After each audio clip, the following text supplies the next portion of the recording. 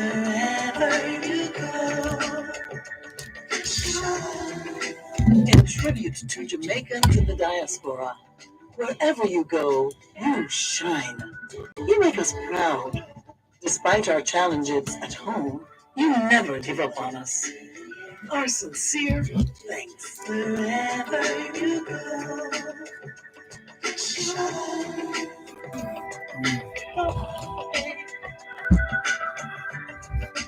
You need to know.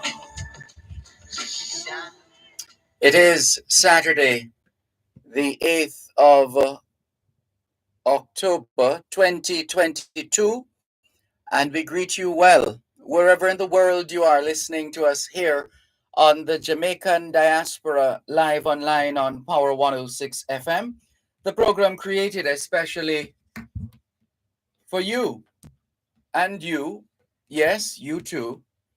The idea is to demonstrate in a palpable way what can happen when Jamaicans abroad join hands with Jamaicans at home. And so we welcome always the stories of Jamaicans at home and abroad, the experiences of Jamaicans at home and abroad, the issues concerning Jamaicans at home and abroad, with a view to playing our part as best as we can in facilitating, accommodating, providing a platform for those wishing to be a part of the movement to join us. We're looking forward and we welcome those of you joining us on 106.1, 106.3, 106.5, 106.7, and 106.9. From Morant Point to Negril Point, from the Goat Islands to Galena Point, this is Power 106 FM, serving Jamaica and the diaspora. Hello to those tuned in via the Power 106 FM app, which you have downloaded from the App Store or the Google Play Store, depending on the nature of your device. Downloading is free. Listening is free whenever, wherever. We acknowledge those who have dialed a designated number to listen to Power 106 FM from the United States and the United Kingdom.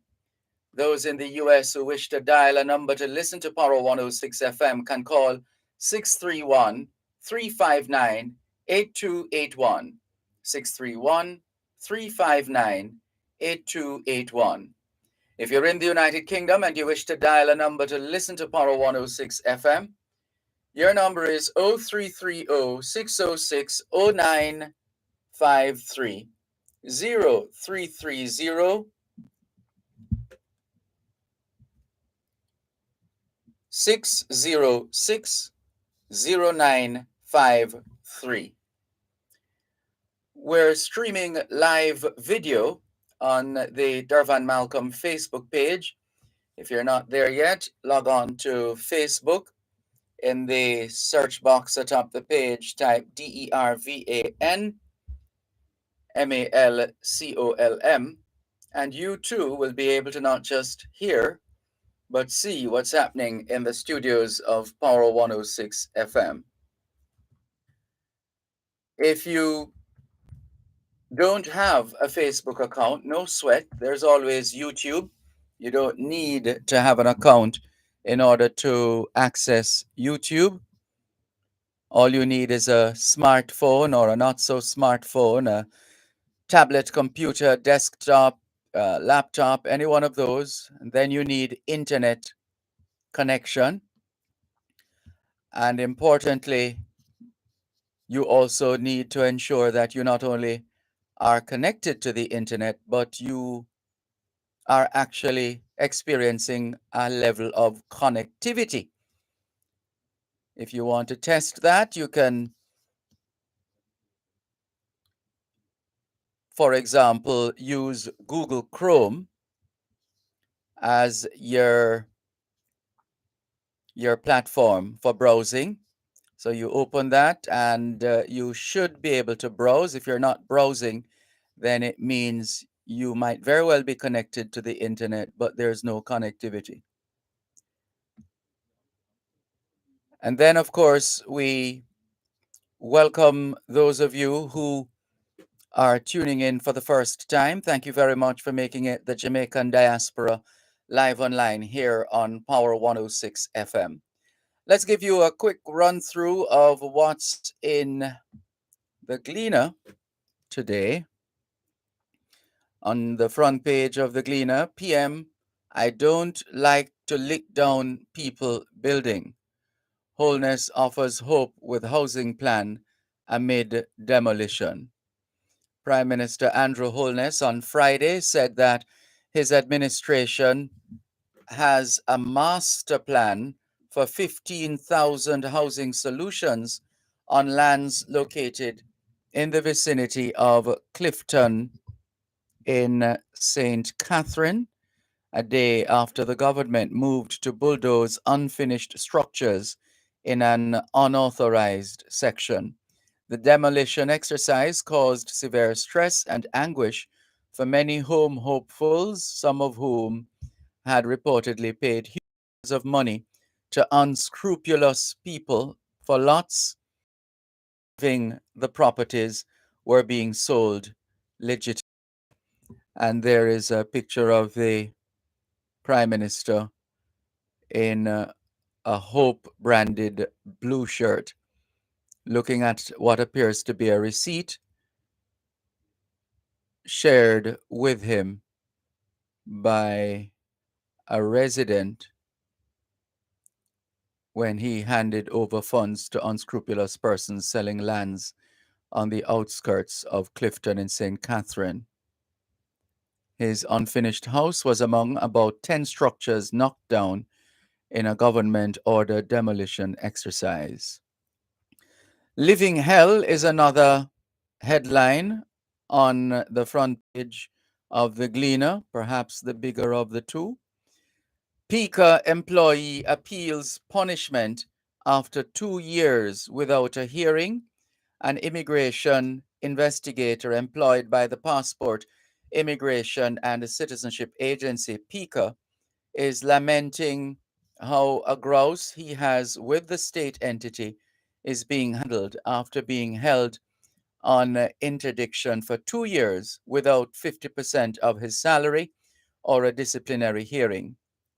Steve White, who has been a PICA staff member since June 2015, was suspended after 2 passports he had in his possession went missing.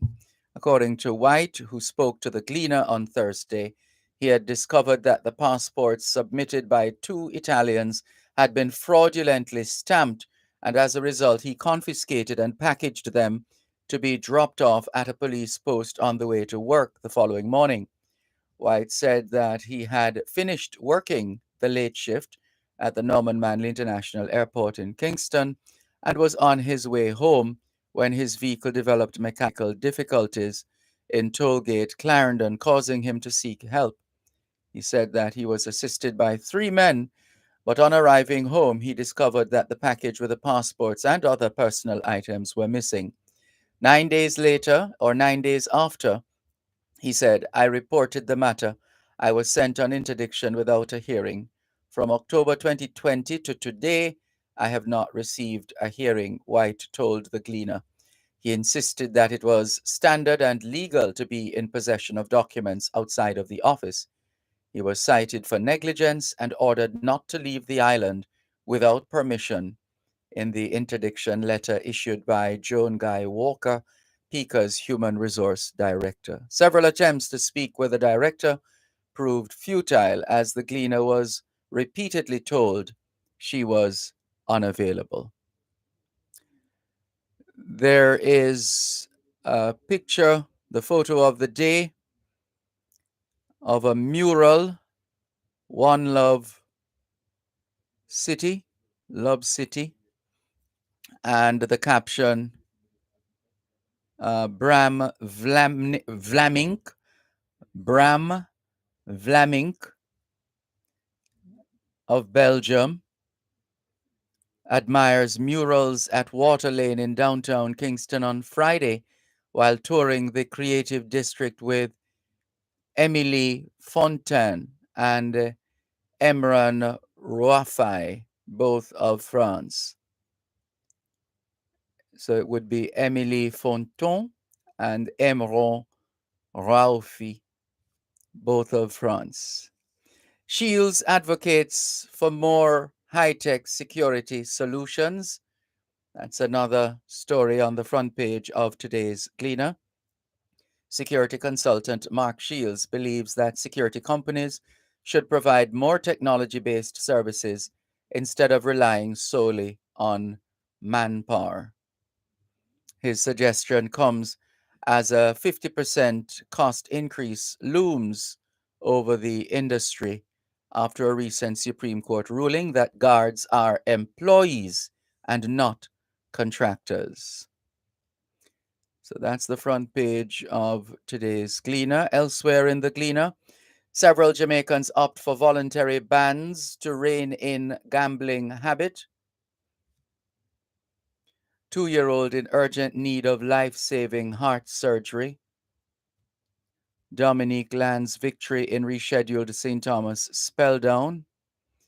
Flankers bleeds after months of peace. Opposition to demand answers from PM in-house. Divine deliverance. U.S. pastor freed of gun charge in St. James Court.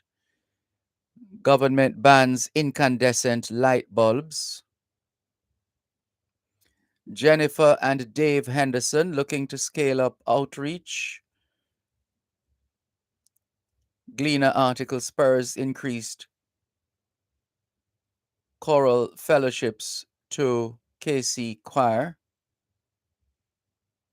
Jamaican Canadian storyteller excited to perform at inaugural Miss Lou Festival. Film honors Canada's first Black female Member of Parliament. Black British history deserves more than just a month, writes Montel Gordon. And just turning the pages virtually, skipping the pages. The letter of the day, make mental health a national priority. The cartoon in today's Gleaner, the image of Dr. Nigel Clark wearing his Santa Clark hat, supposedly pointing to a map featuring a hurricane, and it's labeled U.S. Global Economic Meltdown.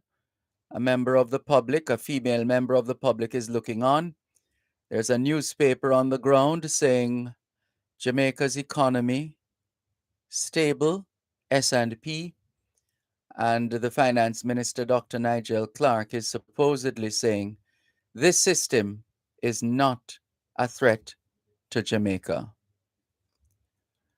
No sidewalks on Irwin Road is another letter to the editor. Is there an end to red tape? The subject of the Gleaner editorial. Freedom of expression taken away in Zimbabwe, another of the letters to the editor. Mobile phone controlled cars should be developed is another letter to the editor. Tony Dale writes, caught napping. That's the caption of his column this week. Tony caught NAAP-ING. The OAS is broke and broken. That's the substance of Ronald Sanders' guest column. Absent DNA report stalls trial of businessman on drug charge. The 2022 Population and Housing Census gets a full-page ad in today's Gleaner. Manchester Southern MP missing in action is the caption of another of the stories. And this week is being celebrated as Customer Service Week. And one moment, please.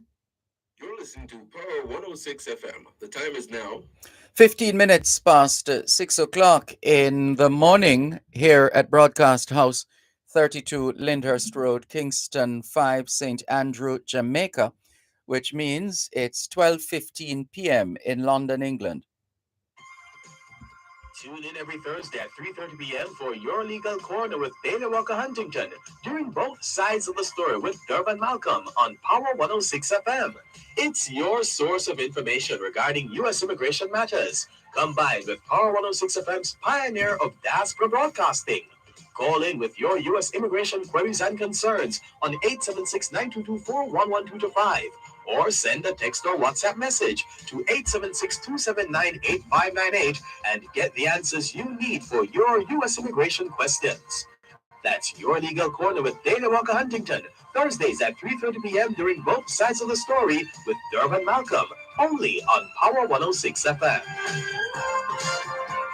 Hey, invite your friends and come join us this Saturday for the Slumber Party, fully full edition of Faith Frequency. Party with us from 9 p.m. to midnight as we blaze the music mixed by our physical superstar, DJ Xavier and King Cash, alongside your host, Debbie Soon. That's this Saturday. Show off your sleep sexy or sleep swag in our VIP seat watches area and tune in live on Faith 95 FM, subscribe to them and RETV. Online at One Sport Media and on Instagram at Faith Frequency or DM Faith 95 FM 1 to join the live in-studio party. Faith Frequency Slumber Party is powered by Stella Vodka, the world's #1 vodka. You must be 18 years or older to drink. Drink and party responsibly. See you there.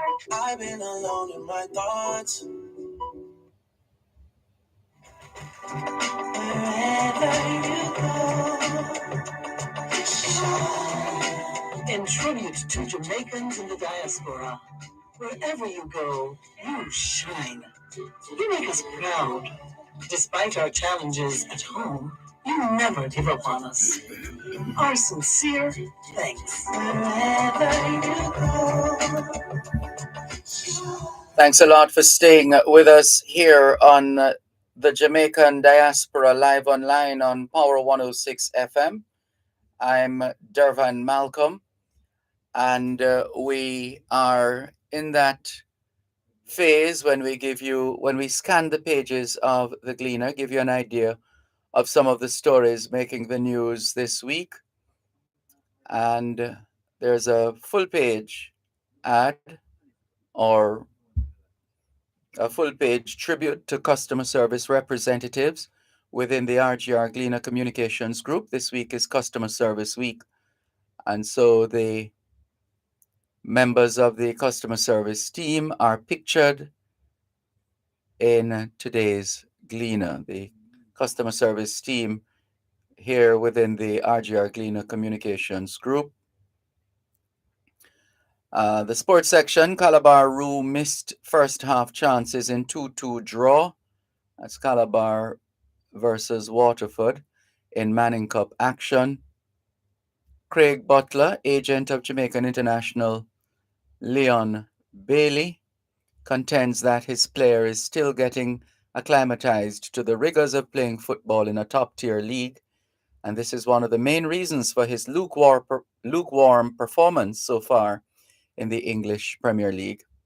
Coach Watson upbeat after big KC win, and Dun Beholden fans expect another big season. Rural leg of the 2022 Junior Cup kicks off today, and statement victory for England women.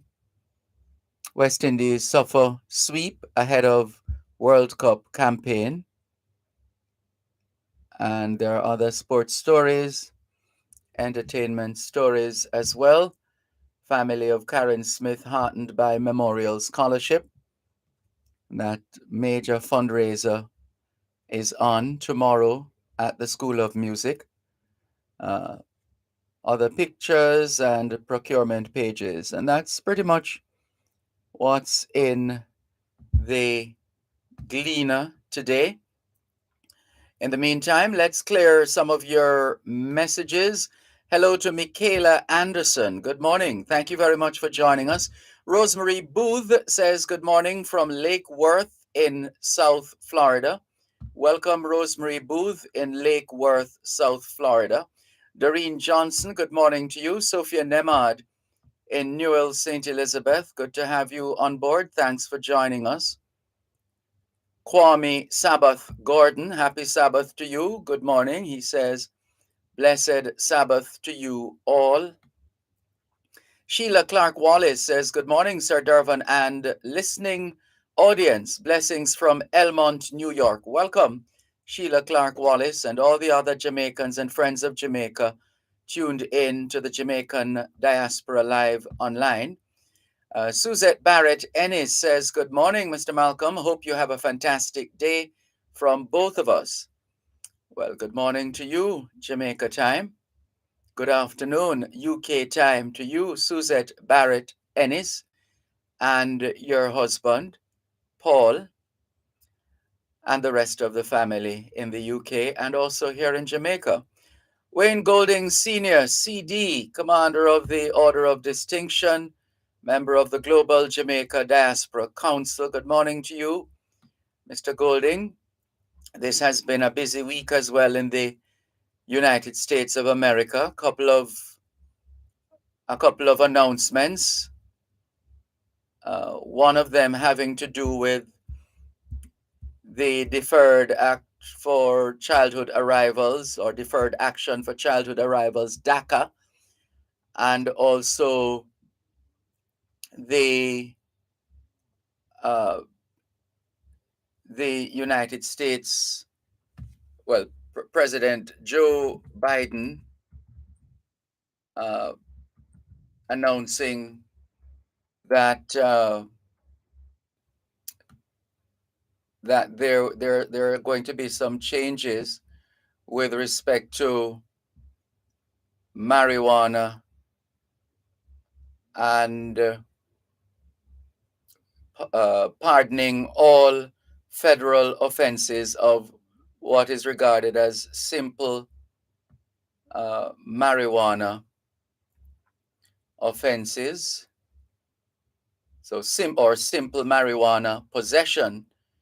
That's another. So that's one of the two developments with respect to which people would have an interest in one way or another. Let's see if we can get some comments a little later on. We did get comments from during the week. I think during your legal corner, we got news of the developments, and we thank Wayne Golding, who was filling in on your legal corner, filling in for Delia Walker Huntington, who gave us that information. Lorna Foster says, good morning, Sir Dervan. Happy Sabbath to you and your listeners. To you too, Lorna Foster. Angelia Christian says, good morning, Dervan Malcolm, Power 106, Angel Foundation, UKJA. I am in beautiful Jamaica. Welcome home, Angel. Good to have you home. Welcome home. And we'll be talking with Angel in a few minutes from now. Jamaica International Independence Foreign Song Competition, or we could say Gary G for short. He's the magnet behind the Jamaica International Independence Foreign Song Competition. He says, great way to begin our day in the diaspora by our very important updates on the island we love. Neriga Smart Morgan 7 says, blessings to you, Sir Malcolm, and listeners. A blessed Saturday to you all. Keep on educating the nation and pray that the Lord will heal that baby with a heart condition. Love and blessings to you, and shalom. Thank you for your message, Neriga Smart Morgan 7. Beverline in Toronto, Canada says, good morning and happy Saturday, everyone, and happy Thanksgiving weekend. Thanksgiving finding me so, and I'm trying to interpret this emoji you have posted, but it's not that clear to us. But thank you very much. Thanksgiving weekend. Hmm, that's separate and apart. Let me see. I thought Thanksgiving was usually in November. I know this is Canada, but I thought somehow it was in November. Maybe Beverly could clear that up. And Dr. Trevor Dixon, founder of Jaja Foundation, Jamaicans abroad helping Jamaicans at home. He's an emergency medicine physician at Jacobi Medical Center in the Bronx in New York. He says, "Good morning, Sir Dervan. Greetings from Morristown, New Jersey, 50 degrees.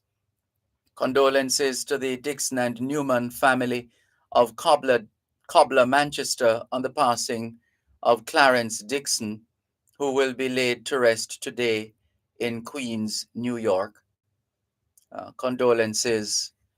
We join you in conveying condolences to the Dixon and Newman families of Cobbler, Manchester, on the passing of Clarence Dixon, who will be laid to rest today in Queens, New York. Beverly confirms that she is not well, and that's why her emoji is wearing a mask. Get well soon, Beverly. Get well soon. Norman Hines says, "Good morning, Sir Dervan, Malcolm, and listeners all over the diaspora." Good morning, Norman Hines, and all the other members of the Jamaican family in St. Thomas at this time. And Beverly in Toronto, Canada, confirms that Canadian Thanksgiving is in October, while the US is November. Thank you very much for that, Beverly. David G.A. Dixon, good morning to you. Thank you for tuning in as well. Good to have you on board the Jamaican Diaspora live online here on Power 106 FM. Albert in Coconut Creek, Florida says, "Pleasant good morning, Mr. Malcolm, your team, and listeners and watchers. Let's hope the day will progress without violence, which seems to be the order of the day. That said, let's do our part to help." Albert in Coconut Creek, Florida. Thank you very much. And David G.A. Dixon says, "Get well soon, Beverly. Get well soon." Just a couple of minutes to the break before we welcome Angelia Christian of the Angel Foundation, who is in Jamaica to do good, nothing but good. And you will hear more in a moment. In the meantime, we welcome those who are still joining us, popping up on the various platforms, including WhatsApp. The WhatsApp line is up and running, same as the text line, and that number is 876-365-3346. 876-365-3346.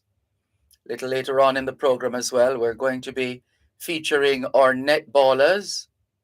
So you might want to stay tuned for that. That's coming up a little later on.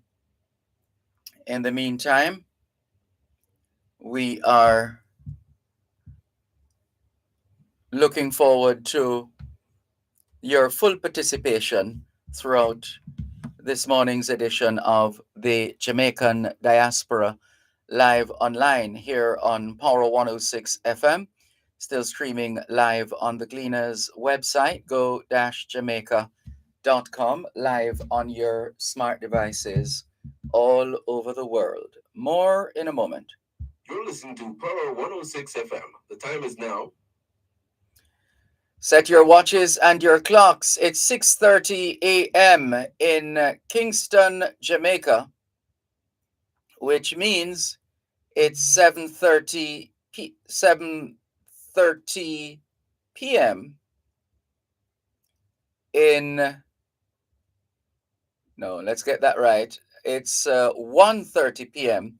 in Paris, France. Tune into Farm Talk every second and third Tuesday of each month at 6:18 a.m. for the feature Hyper Food Independence.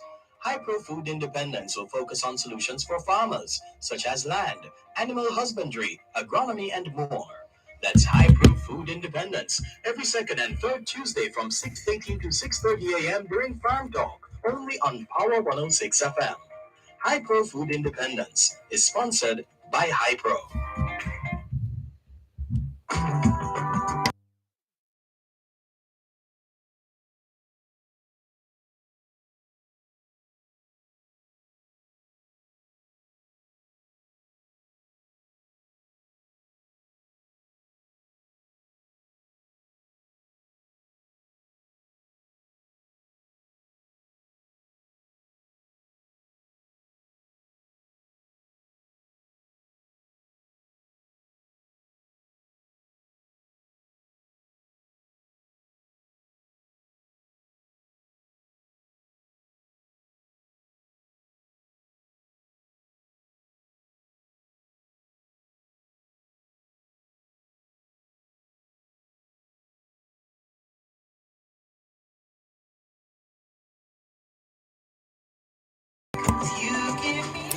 Thanks a lot for staying with us here on the Jamaican Diaspora live online on Power 106 FM.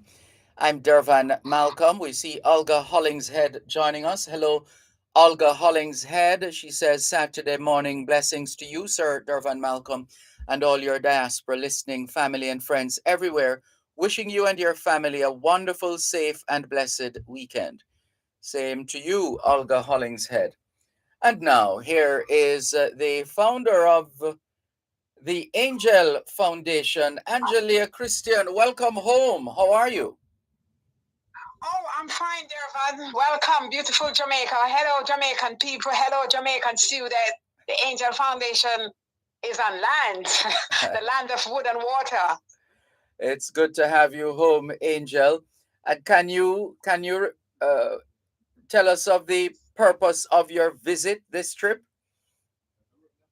Well, as you know, Dervan, you have been one of the drive behind the Angel Foundation UK, and during the COVID pandemic lockdown, I was able to build an IT suite in the Mount Pleasant Primary School in Portland, and then I continue with the Bensington Primary School and the Free Hill Primary School.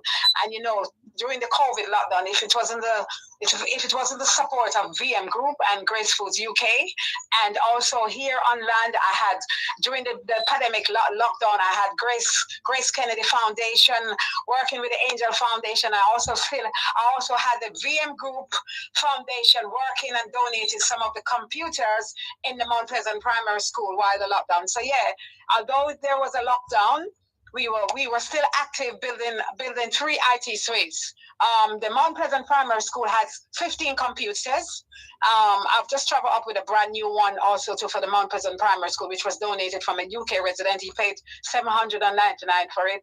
So yeah, and as I said, with the support from Grace Foods UK and VM Group, I was able to pay the shipping during the lockdown because I was not able to do fundraising or anything. So it was just, I work as a security manager at Coca-Cola. I was able to get monitors. I was able to get monitors from the Virgin Media, and where the finance come in to ship them, it was the Grace Foods UK, VM Group, and also Transpac Ship. I mean, the very last shipping I done for the Bensington Primary School was bring down by Transpac Ship. I didn't have to pay that cost for the shipping for it to come down. So yeah, it's been really, really good, and I'm looking forward for the handing over ceremony, and that's what I'm here for now. And hopefully I will be visiting the Trenchtown Primary School because that's my next project, which I've already have 10 computers, 10 new chairs, and I'm looking for 10 new monitors. So later on I will give you the feedback, but I will be visiting Trenchtown Primary School also just to see where I'm building the IT suite, because my planning for Trenchtown, my planning for Trenchtown High School is Trenchtown Primary School. I want to do a music room also too. So yeah, so that's why I'm here, and also to enjoy the sun and have some rest. Yeah.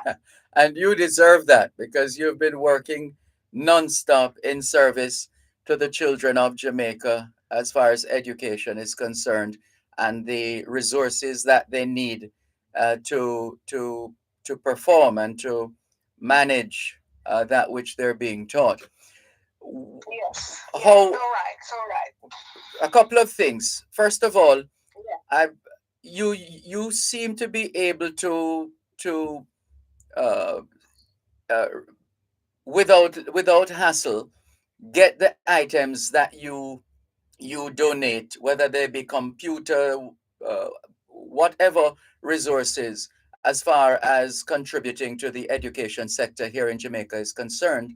And there Yeah. every now and then we hear somebody complaining that they had an issue for whatever reason in bringing in needed items and so on. What's the Well, difference for you?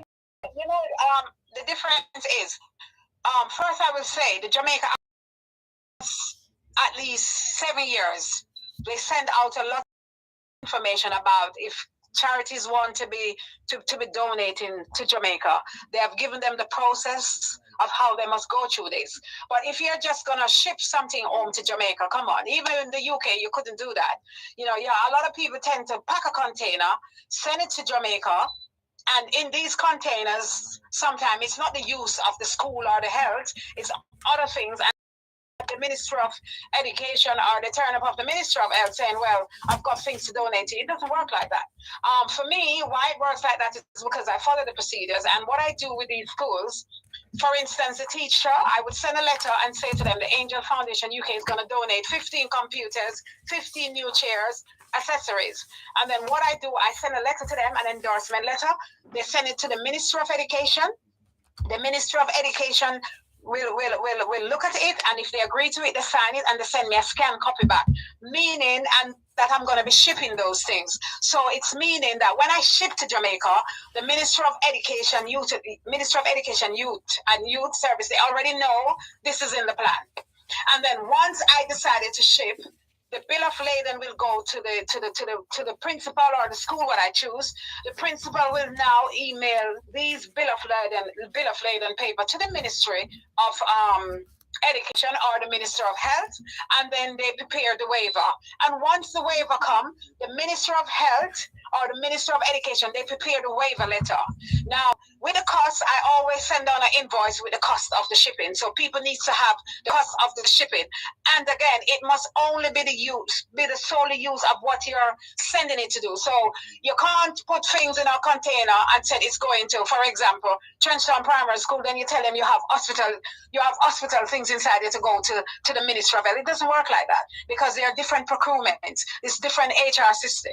So I think that is why some of the people who are sending down stuff is not following the procedures. And I know for sure that in UK, the Jamaica High Commissioner Office is always sending out briefing about charities. Sometimes the Jamaica High Commissioner in the UK, they even send out letters where they get all the charities to come together, who is dealing with education, who is dealing with health, and then they will come there, they will have a meeting with them and tell them the procedure. So anybody is having a problem with the things cleared in Jamaica, I guess, I'm just saying that they are not following the right procedures. So I always have the things clear. That my last shipping was the Bensington Primary School. What I did, because the Bensington Primary School and the Free Hill Primary Schools is in the same area, I was able to send both shipping together.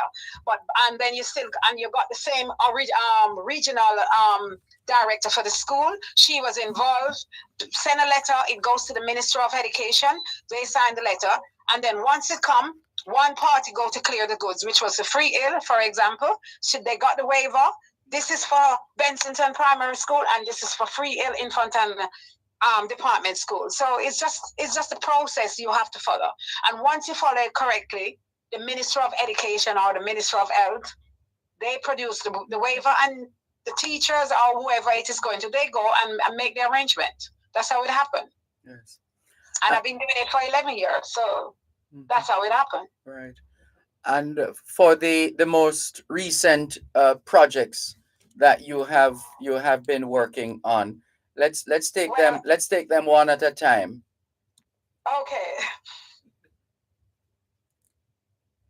The recent project I've worked on, which is finished now, in May, is the Free Hill Primary School and the Bensington Primary School in Bensington District. I've not been there yet, but it's the Bensington Primary School is in Bensington District, which is in St. Anne, and the Free Hill Primary School, which is in Free Hill District, is also in St. Anne. So how So did that's you? the last project I just finished. Yes. Why were these schools chosen? People might be asking, because there are those who are thinking, "Wow, we wish we could get that kind of help for our school." How were these schools chosen?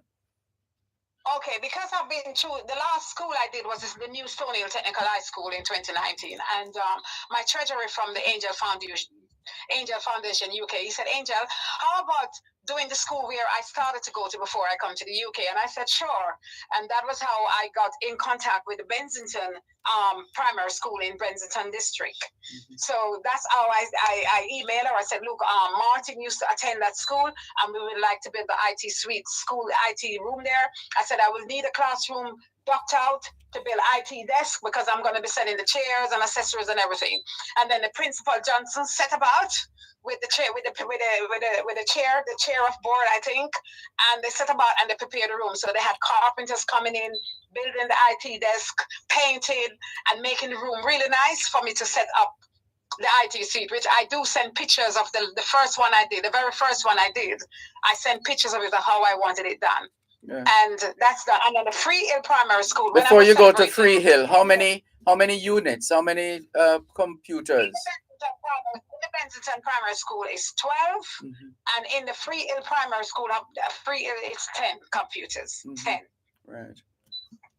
And new chairs. Yes. I also had Dr. Kipador from the Dental Association in the UK, because Dr. Kipador used to attend that school when she was small in the Free Hill district. Yeah. So we end up going there. The Free Hill district classroom needed a lot of work. So they needed a new window, they need new tiles on the floor. And Dr. Kipador, with the mayor of Free Hill in that district, they supported a new window for the IT room. They also had Dr. Kipador brother, he was a builder. So he went in and he did all the floors, new tiles, did the new windows, bars and everything like that. So he's basically asking people to support and it get done. With the Angel Foundation, I don't just go to people and ask them for money. I ask them, look, this has to be built. Are you able to support in that building? Are you able to support? You know what I mean? Because over the years, I realized just going and asking people for money, especially in a difficult time like this, is very difficult. But if you produce something to them and said, "I want this done, and it will cost this, or it's supposed to cost this," most time they support, and that's how it happened. Yes. And so all the work is finished now, or are there still some touching up? No work done. With the problem we're having with the Free Hill Primary School, they're still waiting on the Minister of Education for a modem. Beautiful room, new floors, new tiles, everything. So they're still waiting for the modem. So hopefully by the time I get up there, the end of October for the handing over ceremony, the modem will be there. Or I might have to just go down to Electra and get one for the time being. So yeah. But all the IT suites are in, everything is ready, and the principals are looking forward to seeing me. The other thing you seem to have been able to do, Angel, is to mobilize support for these initiatives. So, for example, and obviously you have very good contacts as well for individuals who are able to do carpentry or masonry or technical work, and that does make a difference, doesn't it? Because then it lightens the load in terms of the amount of money that you have to pay out to work crews.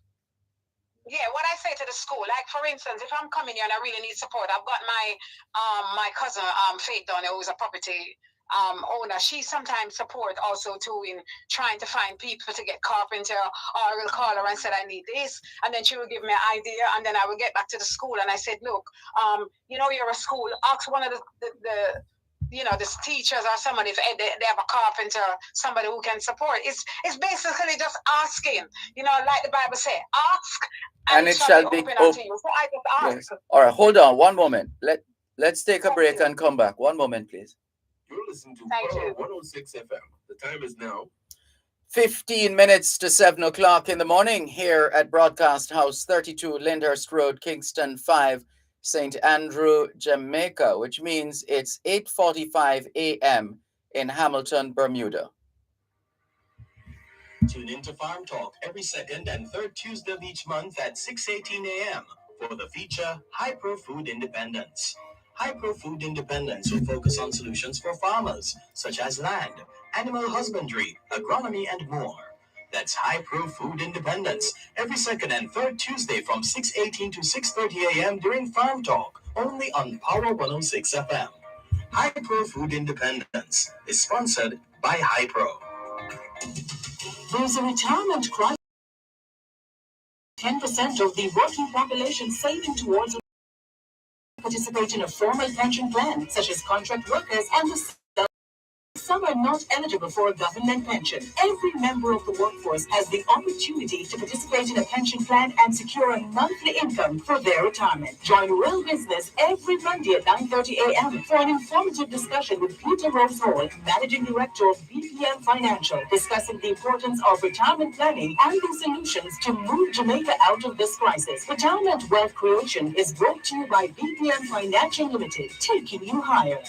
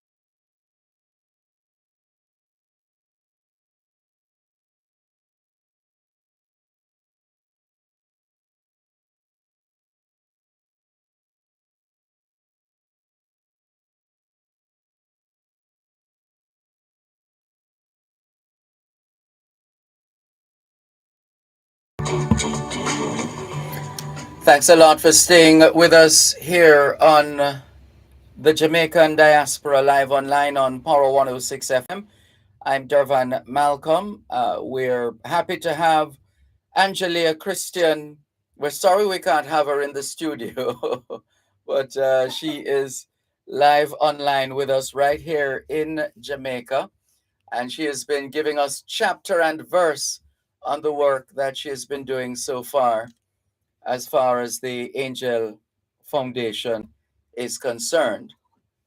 So, Angel, you were making the point that and quoting scripture as well. Ask and it shall be given unto you. Seek and you shall find. Knock and the door shall be open. Right. Yeah, I mean, I believe you don't just call someone, because remember, it's a charity. Yeah. We are begging. But I think the reason why the Angel Foundation UK has been delivering is because even my sponsors, when I send a letter, I don't ask them, look, I need this, I need that. I look about my cost. And even sometimes they said, are you sure that is enough? You know what I mean by So, I mean, why it's done is because I ask. I don't just go to people and say, look, I need this money to do this or do that. I don't. You know what I mean? And I think that's why I'm able to deliver. Because as I said, it's God working through me because I'm a Christian worshiper. And I nearly lost my 2 daughters by drowning after not visiting Jamaica for 28 years. My first trip after 28 years, staying in an all-inclusive hotel.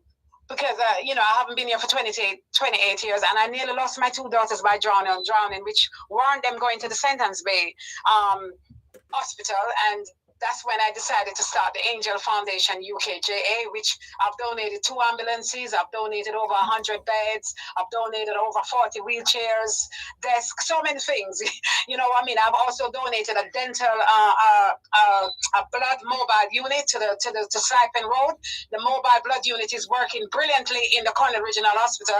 The last time I was here in 2019, I was able to visit the mobile blood unit in Cornwall Regional Hospital, and I felt so proud to see that it was working. People were queuing up to take blood and things like that. So again, the mobile blood unit, when it was coming here, it was very expensive to bring here. And I went and I asked the Minister of Health at the time, you know, and with the help and the support from the National Health, I was able to bring the mobile blood unit here, which is doing a brilliant job.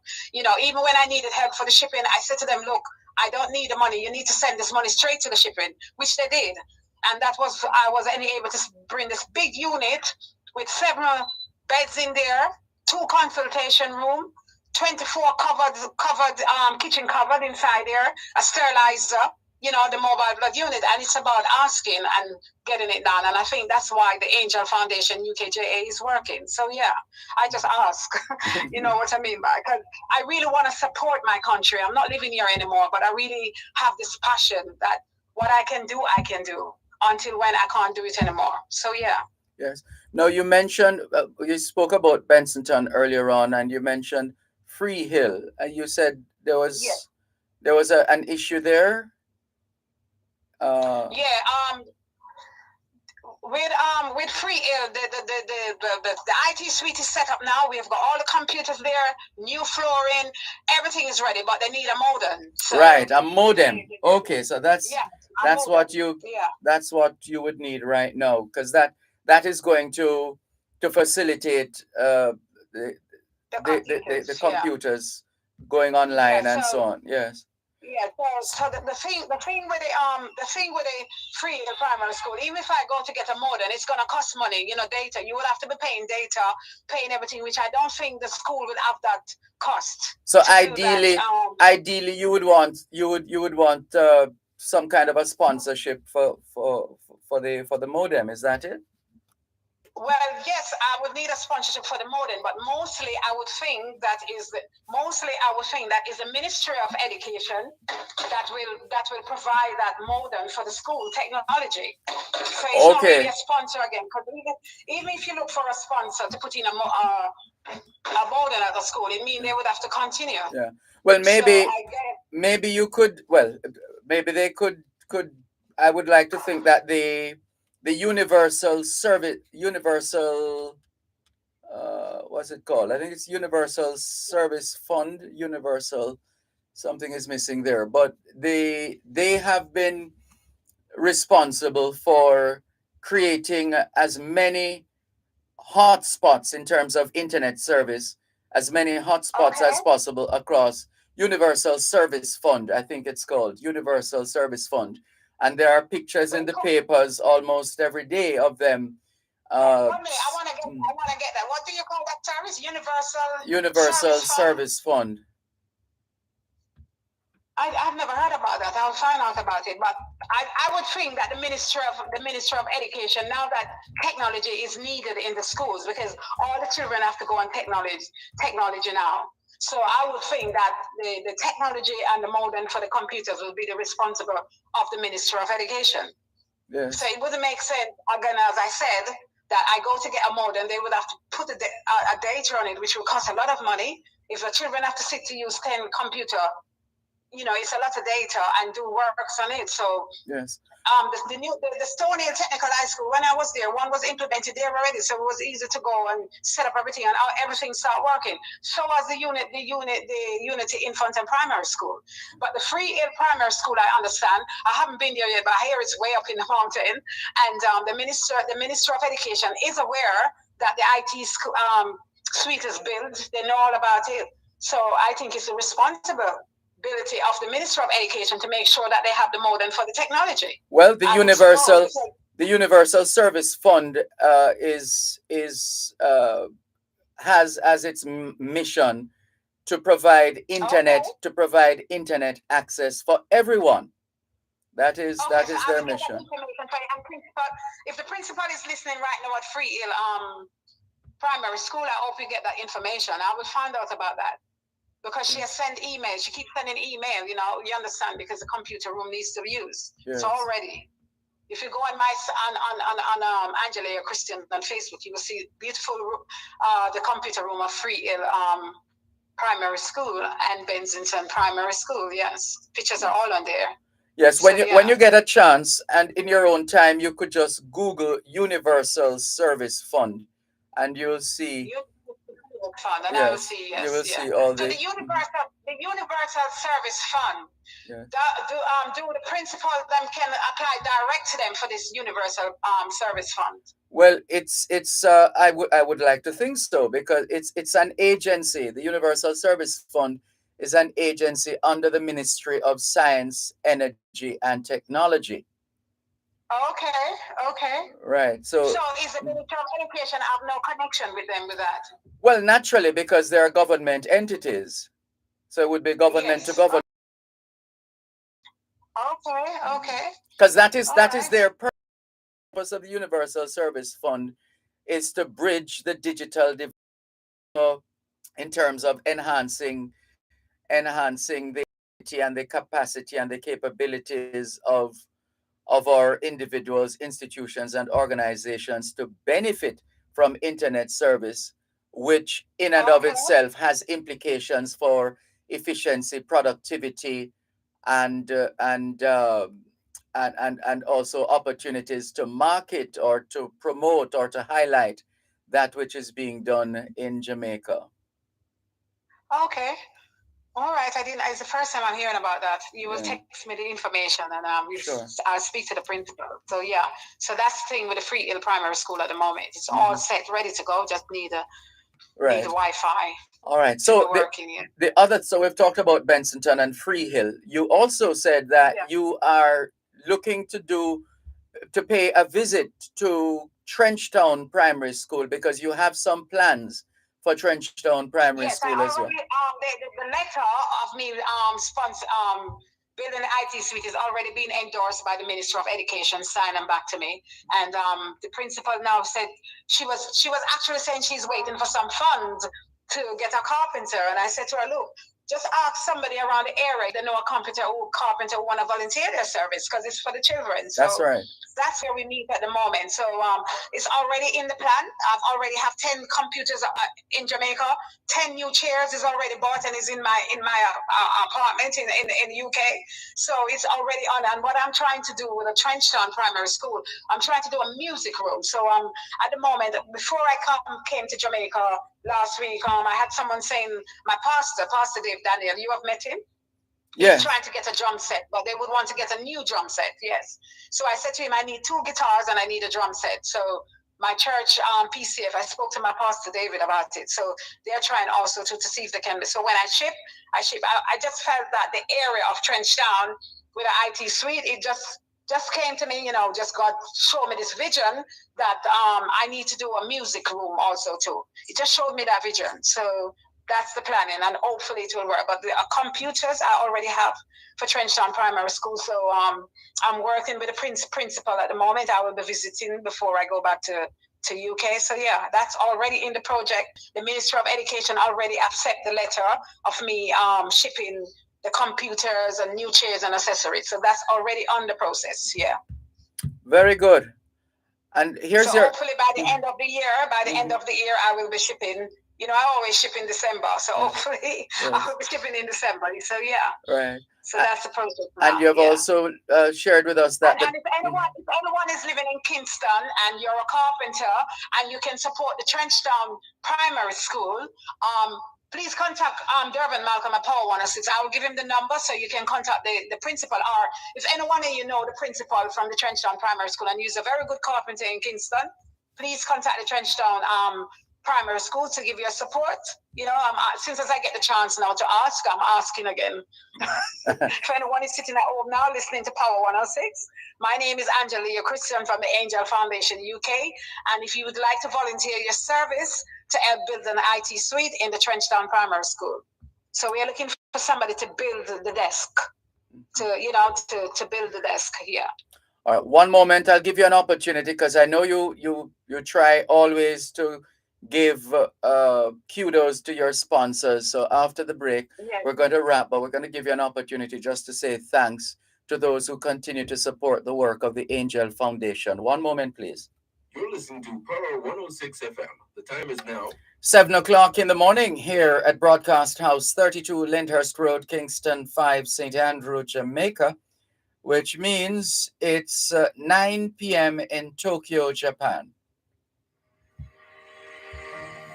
Tune in to Farm Talk every first and third Friday of each month at 6:18 a.m. for the feature Ask the Vet. Farmers and livestock owners get the best advice about everything livestock, from the vet to technical experts at Nutrimix. That's Ask the Vet every first and third Friday, 6:18 a.m. during Farm Talk, only on Power 106 One moment, FM. please, Angel. Ask One the moment. Vet, sponsored by Thank you. Nutrimix, the Big Feed.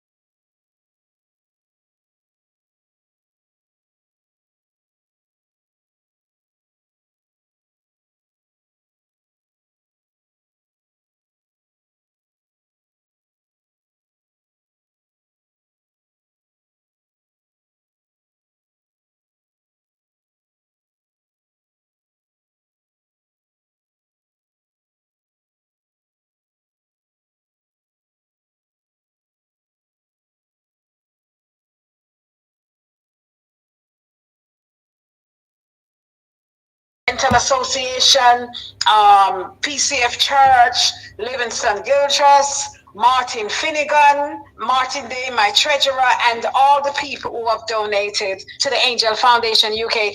Thank you very much. Mount Pleasant Primary School, there will be handing over ceremony. They're trying to celebrate my 10 years last year. I was not able to come because of the COVID lockdown. So thank you, Power 106. Thank you, Dervan Malcolm, for being there for the at least, I think 9 years now, going into, I think 10 years, because I met you 1 year after. So 10 years, Power 106, Dervan Malcolm, you have been at the handing over.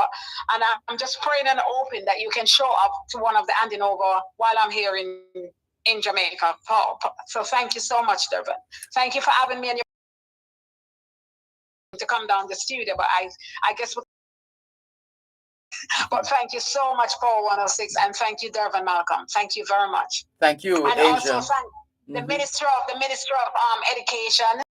Thank you very much, because you have been working direct with the Angel Foundation, and you have been really good in terms of me completing my project. So thank you very much, and thank you, Dervan.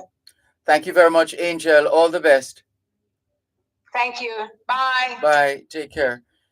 This is so that's Angelia Christian, founder of the Angel Foundation. She's in Jamaica to complete her work in some respects, and also to continue her service to the children of Jamaica by establishing information technology suites, or IT suites for short.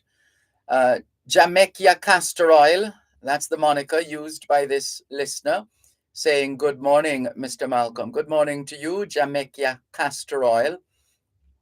Levi Goslin says, good morning, Ambassador Malcolm. Good morning, Levi Goslin. He says, this is the same Levi Goslin from New Jersey, now in Jamaica. Good job, sir, and may God bless you and your family forever. We reciprocate wholeheartedly, Levi Goslin. Asha Ash says, good morning, Mr. Dervan, tuning in from London, England. Have a good day. Same to you, Asha Ash. Thank you very much for tuning in. Pleasure to have you on board. Velta Wilson in St. Thomas, good morning to you as well. Thank you for joining us. And Alison McGee says, proud of your work, Angelia. The Lethe Primary and Infant School St. James are proud beneficiaries of your work. May God continue to bless the Angel Foundation UKJA as you continue to be a blessing to others. That's from Alison McGee to Angelia Christian. Hello to Nicola in Central Jamaica. Thank you for joining us as well. As we stated earlier on, listeners, there are a couple of developments that those of Caribbean heritage in particular, not least of all Jamaicans, might be keen on following up and listening out for whatever reason, including just for general news purposes, to get an idea of what is happening or not happening. And one of the areas that we covered on Thursday, and we once again thank Wayne Golding, who's going to be joining us in just a moment. He was substituting for Delia Walker Huntington on Your Legal Corner on Thursday afternoon. And that's when we got an update on developments with respect to the Deferred Action for Childhood Arrivals DACA program. And we also got a bit of a breaking story towards the end of our interactions with Wayne Golding, and that has to do with the expungement of records with respect to simple, what is referred to as simple possession of marijuana. And so we thought we would not just leave all that information on both sides of the story for those listeners, but that we would also carry forward to this morning's edition of the Jamaican Diaspora Live Online, so that If there are those who have not heard or are not aware of some of these developments, they will be brought up to speed. And so we're grateful, as usual, to Mr. Wayne C. Golding, Esquire, CD, and as in Commander of the Order of Distinction, and a member of the Global Jamaica Diaspora Council. He's an attorney at law, U.S. immigration attorney, and I'm sure he would love for everybody listening to know, and if they don't, to be informed that he is a KC old boy. Wayne Golding, good morning to you. How are you? I'm doing well, Sir Dervan. Good morning to you. Good morning to all your listeners all over the world. Great. Thank you so much. And for the benefit of those who missed our conversation on Thursday afternoon during your legal corner on both sides of the story here on Power 106 FM, can you bring them into the loop with respect to the latest developments surrounding the deferred action for childhood arrivals?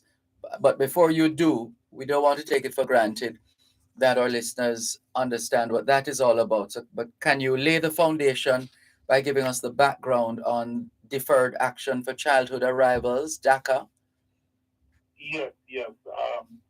DAPA is actually a program that was instituted by a order from President Obama over 10 years ago that basically prevented the deportation of hundreds of thousands of immigrants who were brought into the United States as children. What it did, it gave them the opportunity, if they could prove that they were here before a certain date and before the age of 16, they could get access to work permits, they could get access to jobs, schooling, because there are a lot of these kids who had to be the shadows that could not be productive in the United States. Very bright kids, very ambitious kids, who, because of their status, were not able to continue with their life. And it was such an impediment. And it turns out that over 600,000, just about 600,000 persons were able to register for that program, qualify. And as a result, they themselves have become such productive members of the U.S. Economy, ranging from people in the medical field, doctors, in the military, scholars. And they're really the best of the best. And it's highlighted the need to really do something to help these children. However, because it was an executive order, meaning it's not something in law that was passed by Congress, it faced challenges. And some Republican governors got together and decided that they were going to challenge it over many years, saying that they thought it was illegal. So they actually sued in court for the court to look at it. Over the time period that DACA has been in place, though, there are several other immigration relief that President Obama also attempted to put into place, including relief for the parents of those children who are actually here illegal. But that was struck down, and DACA represented what we called the opportunity for these children to have a pathway to get to permanent residence. But the only way that would happen is if Congress really made some law that they could use to have these children become regularized, as we would say in Jamaica, but become permanent residents and hopefully get their citizenship. But DACA has been a political football over 20 years, what we call the dreamers. We call the kids who fall into this category because they dream of the American life, they dream of becoming legal, they dream of having a better life for themselves. But one moment, Mr. Golding. We need to take a break. One moment, please. Healthy habits start with washing your hands several times per day with soap and water. If soap and water are not available, use Benjamin's hand sanitizer and rubbing alcohol. The time by Benjamin's is 7:15 in the morning here at Broadcast House 32 Lyndhurst Road, Kingston 5, St. Andrew, Jamaica, which means it's 3:15 p.m. in Addis Ababa, Ethiopia. Hey, invite your friends and come join us this Saturday for the Slumber Party, sleeper edition of Faith Frequency. Party with us from 9 p.m. to midnight as we blaze the music mixed by our super star DJ Xavier and King Dad alongside your host Debbie Soon. That's this Saturday. Show off your sleep sexy or sleep swag in our VIP watches and area and tune in live on Faith 95 FM. Just like with them and RETV. Online at One Spot Media and on Instagram at Faith Frequency. Or DM Faith 95 FM 1 to join the live in-studio party. Faith Frequency Slumber Party is powered by Soda Vodka, the world's #1 vodka. Do not be 18 years or older to drink and partner responsibly. See you there. I've been alone in my thoughts. Wherever you go. In tribute to Thanks a lot for staying with us here on the Jamaican Diaspora Live Online on Power 106 FM. I'm Dervan Malcolm. Our guest is U.S. Immigration Attorney Wayne C. Golding, Sr., OCD, and a member of the Global Jamaica Diaspora Council as well. He has been sharing with us his expertise and interpretation of developments so far with respect to DACA, the Deferred Action for Childhood Arrivals. There was a development on Wednesday of this week where a federal appeals court ruled that the program that has protected hundreds of thousands of young immigrants from deportation was unlawful. But the court said those who are currently enrolled could renew their status, and they have ultimately sent the case back to a lower court to consider a new Biden administration regulation. So, Mr. Golding, you were talking about the dreamers, as they're also called. Yeah, and this represents, this ruling by the court that the DACA program was actually legally instituted. Another stumbling block for these dreamers ways trying to get themselves legalized here in the United States. And it comes down to the fact that the lower court now has to look at the Biden administration's proposal that they made a few months back to protect the DACA program and to see that in itself is also illegal. What folks have to understand is that there will be no more new applicants allowed for DACA. The ones that are already in the program are still protected somewhat. However, this problem will not be solved by the court in terms of getting laws on the books that could protect these people. They're looking to Congress to do something, and it's very disheartening because with the makeup of the legislature right now, and with these new impending midterm elections where they're expecting that the power scale might shift to those folks who are not in favor of DACA, or they say they are in favor, but they want to tie to so many other things that make it impossible for it to pass in terms of law. Or if it goes all the way up to the U.S. Supreme Court, which of course is skewed a certain way with the conservative court now in place by a supermajority, it is very doubtful that DACA would stand the test of time. So that's the disappointment that's there out in the immigration world for these young people who have contributed so much to the United States, who know this as their only home. And it's sort of reliving the nightmare over and over and over again for these folks. So, this is why people have to understand that elections matter.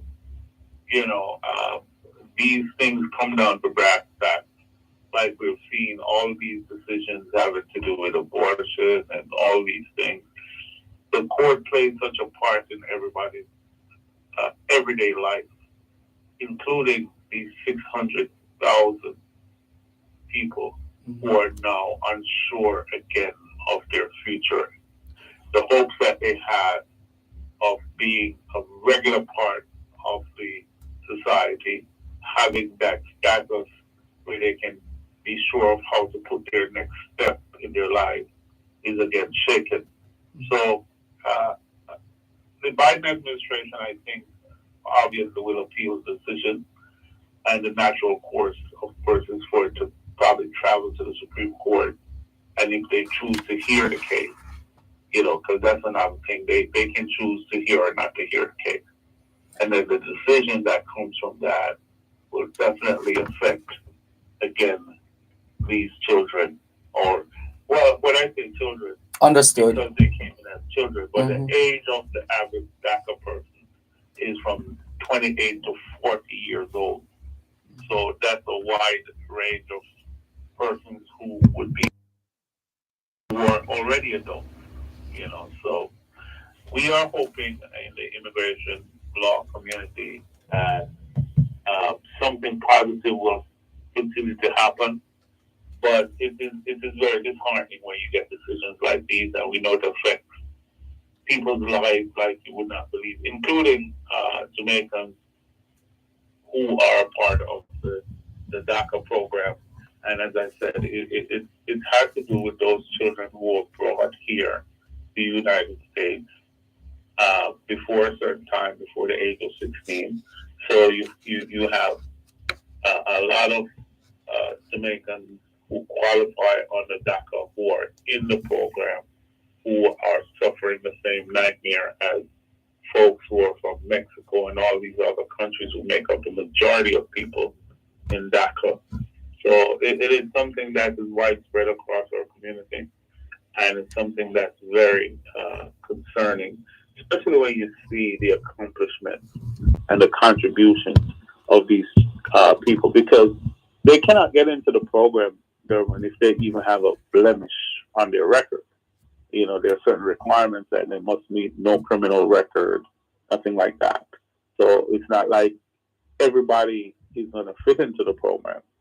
But for those who have gotten in, nearly 600,000, that's a lot of people. Mm-hmm. What do you make of the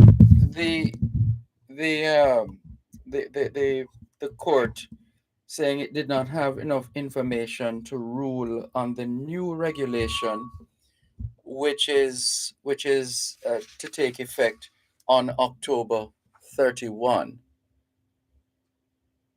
Well, but that the case should be resolved as quickly as possible.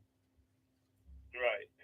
I think the court itself did not want to take responsibility of digging into those regulations.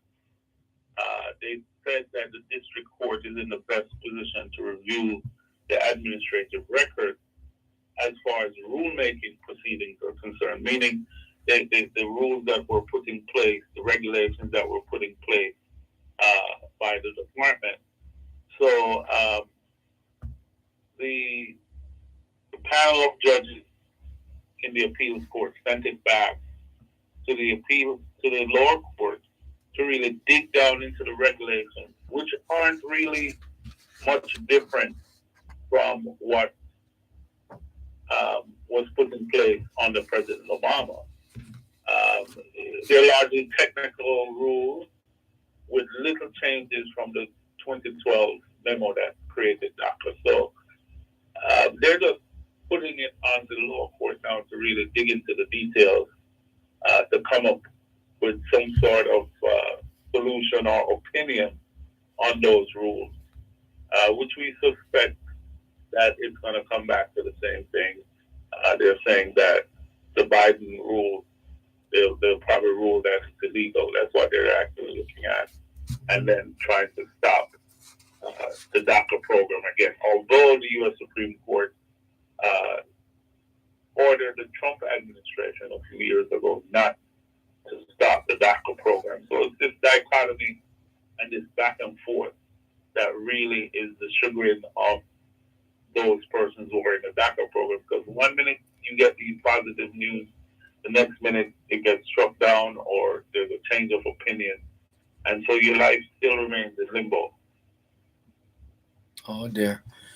Well, we really hope in the very near future that this matter can be settled once and for all, because a lot of people remain in limbo, which is not good.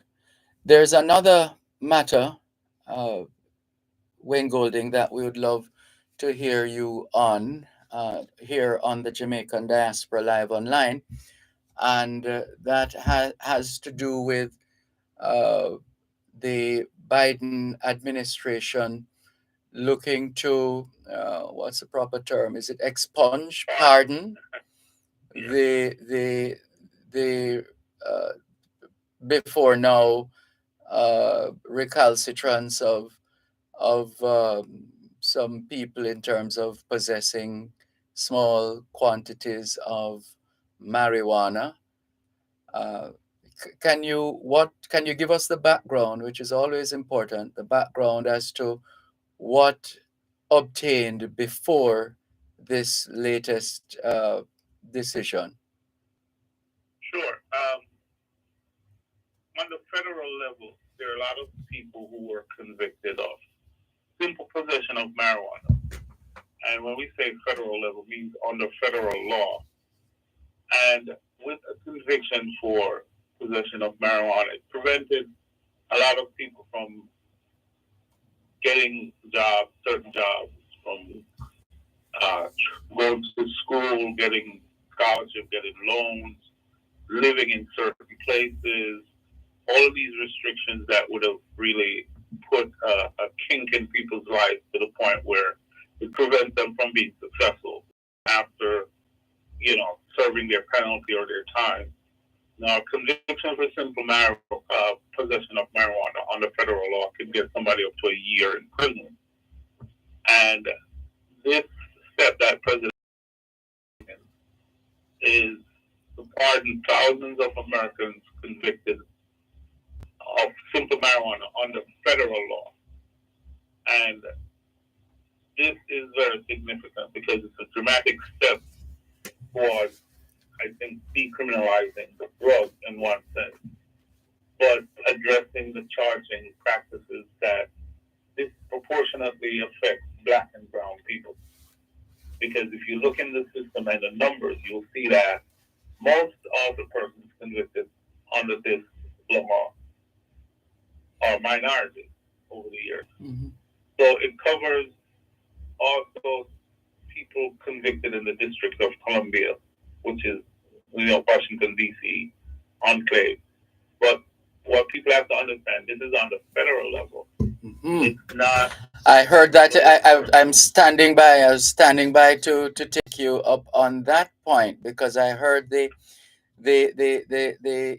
your voice. I heard the tone in your voice when you said under federal law, which is to suggest, therefore, that that at the state level it could be challenged in some states. Well, no, what it is, it's challenging because the state laws are specific to states. Mm-hmm. Federal law is right across the country. Right. And then you have those state laws, state statutes that people get convicted of under that the federal law would not affect. It would not change the state law. Oh. And just like state laws cannot change the federal law. So if you are convicted under state law, for example, Florida law, the pardon would not apply to you. Mm-hmm. If you are convicted under the federal statutes which control the entire United States, then the pardon applies to you. Oh. And just to make it clear, the pardon only applies to United States citizens and or permanent residents. It doesn't apply to persons who are in the country illegally. So, who are permanent residents and have a conviction that would have drawn immigration consequences and all of that, it will be a positive because it will take away that disqualification for certain benefits like citizenship. One moment, please, Mr. Golding. You're listening to Power 106 FM. The time is now 7:30 in the morning here at Broadcast House, 32 Lyndhurst Road, Kingston 5, St. Andrew, Jamaica, which means it's 4:30 a.m. in Anchorage, Alaska.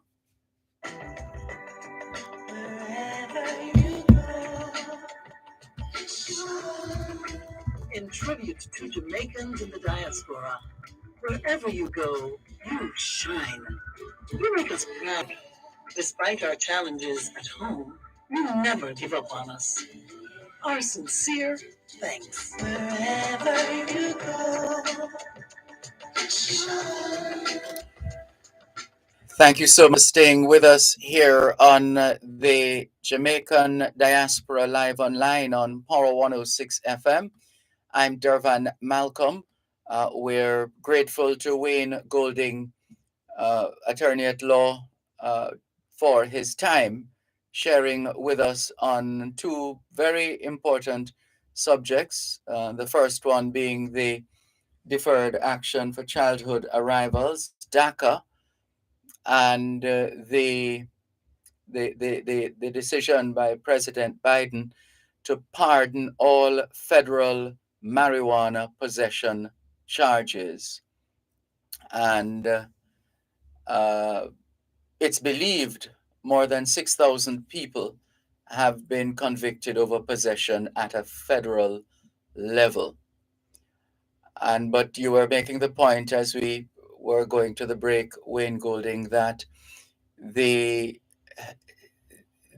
this doesn't apply to everybody. A bit of a disclaimer there, because as you said, if you're a visitor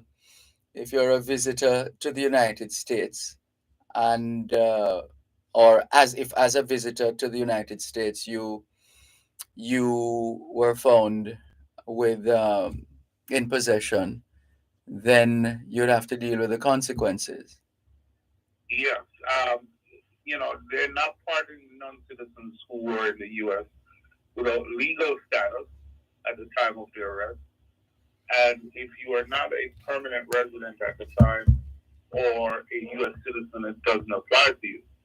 But as I was saying before, with regard to state convictions, you have many states now who have moved to that a while back, where they've been pardoning simple possession under state law. So New York was one of those states who made that move a couple of years ago to pardon those persons convicted of simple possession. Because although simple possession is a small amount of marijuana, it does affect everything from immigration status to people's ability to get housing, to get jobs.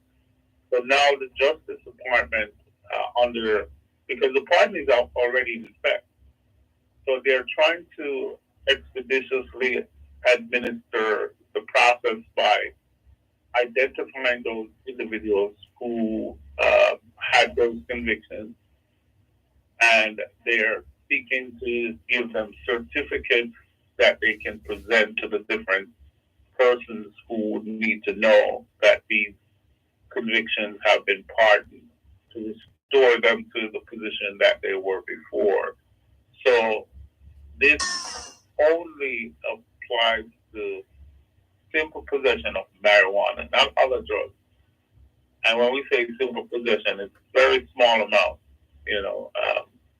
so it's mostly targeting those people who probably had it for personal use or whatever. But the whole idea is that there's a changing tide in the country as far as the attitude towards the use of marijuana. We've seen it where, states have made the use of marijuana, recreational use, allowable or for medical use. And like I said before, Jamaica made that move a couple of years ago. So there's a catching up in the United States, but because of the entanglement with the different levels of laws, it's going to be slow, and also the attitude, change of attitude.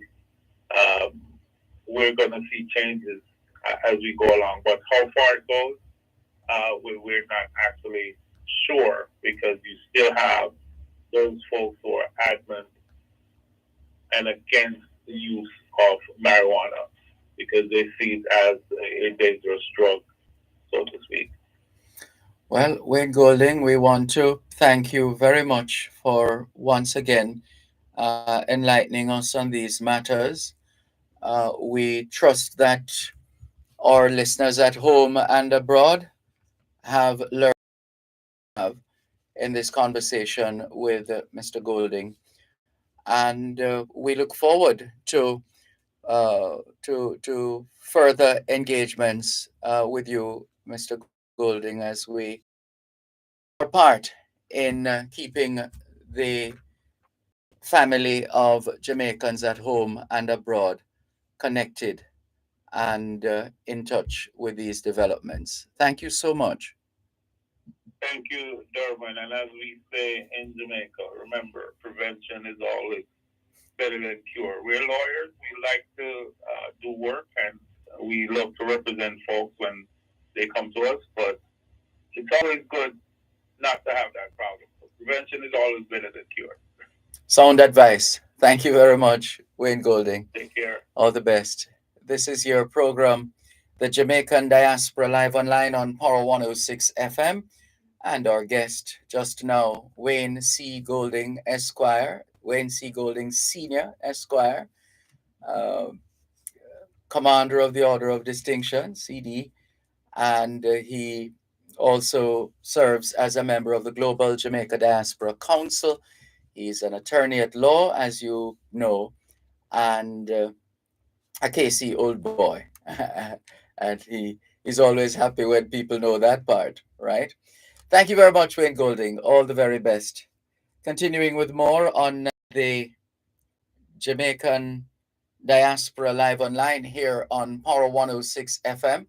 There are a couple of upcoming events, and we invariably uh, miss opportunities to get some of this information out because we know there are those across the diaspora who listen out for this kind of this kind of data as they go about with their daily lives and planning uh, for happenings of a Jamaican diaspora nature that they might want to support or attend for whatever reason. And so we wanted to bring this information to you uh, so that they, where do we start? National Investor Education Week is coming up starting tomorrow, Sunday, the 9th of October. And it's there are a number of activities, and if you need more information, you can register at jamstockx.com. Jamstockx.com. It's the National Investor Education Week. They'll start with a church service tomorrow morning, and then on Monday they're doing public awareness, public an outside broadcast. Then they will have their business conference about listing on the Jamaica Stock Exchange. That takes place on Tuesday, the 11th of October. On Wednesday, the 12th, it's Jamaican Diaspora Education Open House, the virtual edition. Jamaican Diaspora Education Open House, virtual. That will take place on Wednesday, the 12th of October. On Thursday, the 13th, it will be Local Investor Education Open House, and it's a hybrid situation, which means a mix of face-to-face and virtual. And then on Friday, the 14th of October, they will have their National Youth Forum. So this is all a part of the Jamaica Stock Exchange's National Investor Education Week. And you'll notice that they're not just focusing on Jamaicans here at home, but they have continued that tradition of extending the offerings of the Jamaica Stock Exchange to Jamaicans across the diaspora. And so make a note of it. For more, if you wish to register, it's jamstockx.com, jamstockx.com. And for those in the diaspora, since this is the Jamaican Diaspora Live Online, you'll be able to connect virtually on Wednesday, the 12th of October, as the Jamaica Stock Exchange presents Jamaican Diaspora Education Open House, the virtual edition. And this event has the support, obviously, of the Jamaica Stock Exchange, the Jamaica Stock Exchange e-Campus, the Bank of Jamaica, Barita, Sagicor, First Heritage Cooperative Credit Union, FHC, and MH and Company, as well, Business Advisory. So there is that. Let's move on now to... Right, so for those who are wondering what time, those in the diaspora, Jamaica Diaspora Education Open House, the online webinar gets going at 5 o'clock in the afternoon, Wednesday, the 12th of October. Wednesday afternoon at 5, Wednesday, the 12th of October. And you're invited to register now at jamstockx.com. Jamstockx.com, that's JAMSTOCKEX.com, or you can call 876-967-3271, 876-967-3271. And that takes us to another happening of a diaspora nature. It's the 20th anniversary of the organization known as FURI, which is Family Unification Resettlement Initiative. Family Unification Resettlement Initiative. They're marking their 20th anniversary with dinner, dancing, and celebration on Saturday the 15th. That's next week, Saturday, the 15th of October at 6 o'clock in the evening at Hotel Four Seasons at 18 Ruthven Road, Kingston 10. And the contribution for in-person attendance is $50 US. Contribution for in-person attendance, $50 US per person. And you'll be given the Zoom link ID and the passcode. And you can also call 876-279-3283 if you're here in Jamaica, 876-279-3283. If you're in the diaspora, it might be easier for you to call 646-515-9901, 646-515-9901. Everyone deserves a second chance is the tagline of FURI as they celebrate their 20th anniversary. Let's go to another break here on the Jamaican Diaspora Live Online on Power 106 FM and come back with much more in just a moment. You're listening to Power 106 FM. The time is now. Time to set your watches and clocks. 9, 8, 7, 6, 5, 4, 3, 2, 1. 15 minutes to 8 o'clock in the morning here at Broadcast House 32 Lyndhurst Road, Kingston 5, St. Andrew, Jamaica.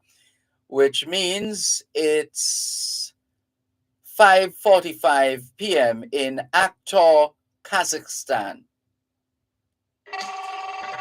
This is Crime Stop. How may I help? You know them birds are illegal gun, but me know what them know say I mean talk. Don't worry, sir.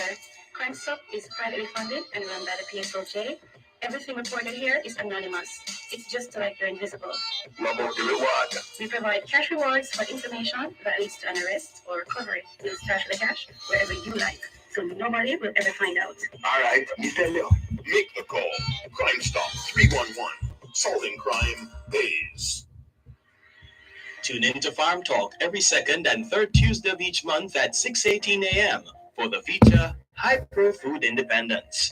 Hypro Food Independence will focus on solutions for farmers, such as land, animal husbandry, agronomy, and more.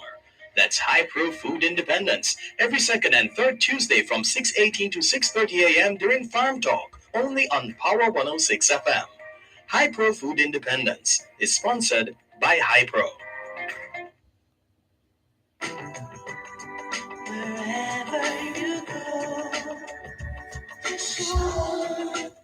Thanks a lot for staying with us here on the Jamaican Diaspora Live Online on Power 106 FM. I'm Dervan Malcolm. Adoma Patterson says, good morning, Dervan. Happy Canadian Thanksgiving to everyone. Thank you very much. Happy Canadian Thanksgiving to you and all our fellow Jamaicans and friends of Jamaica across Canada.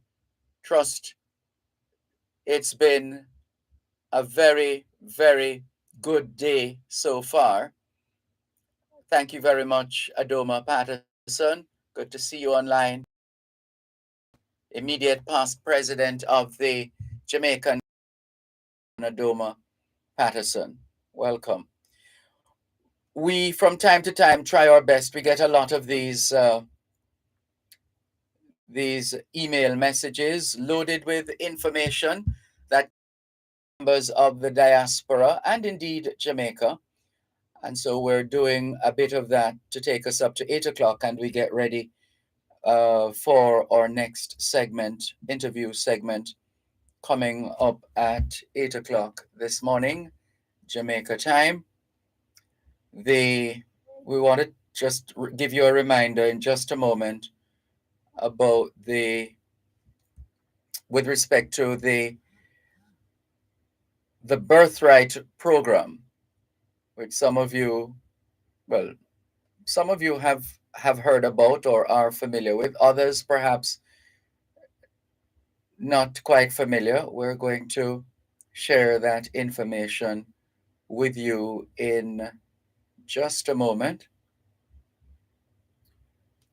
and encourage you to encourage your family members who are eligible to take advantage of this opportunity. So here we go. Of course, Grace Kennedy Group celebrates 100 years this year, a century of excellence. And they are having an event. They're hosting an online, let's see if it will be both. Yeah, it looks like it's going to be straight online.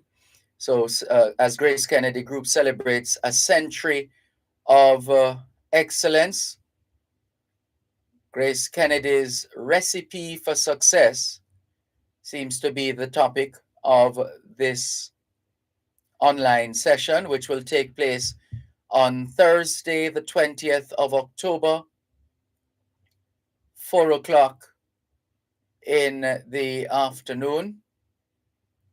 And this lecture, if you want to call it that, will be delivered by Fred Kennedy, Douglas Orain, and Don Webby. So Grace Kennedy, 100, a century of excellence. Grace Kennedy's recipe for success. That's the theme, a century of excellence. Grace Kennedy's recipe for success. It takes place on Thursday, the 20th of October, 4 o'clock in the afternoon, Jamaica time. That's right. And which would be 5 p.m. Eastern Daytime. And it will be delivered by Fred Kennedy, Douglas Orain, and Don Webby. You can register at www.bit.ly. That's www.bit.ly/GKF Lecture 2022. GKF Lecture 2022, and you can register. It will be live on YouTube, and you can subscribe to the Grace Kennedy channel for updates. And there's a register button you can hit as well. And so, not unrelated, quite related to Grace Kennedy, let's alert those who haven't noticed or who are yet to realize that it's that time of year again when applications are open for the 2023 Grace Kennedy Birthright Summer Internship.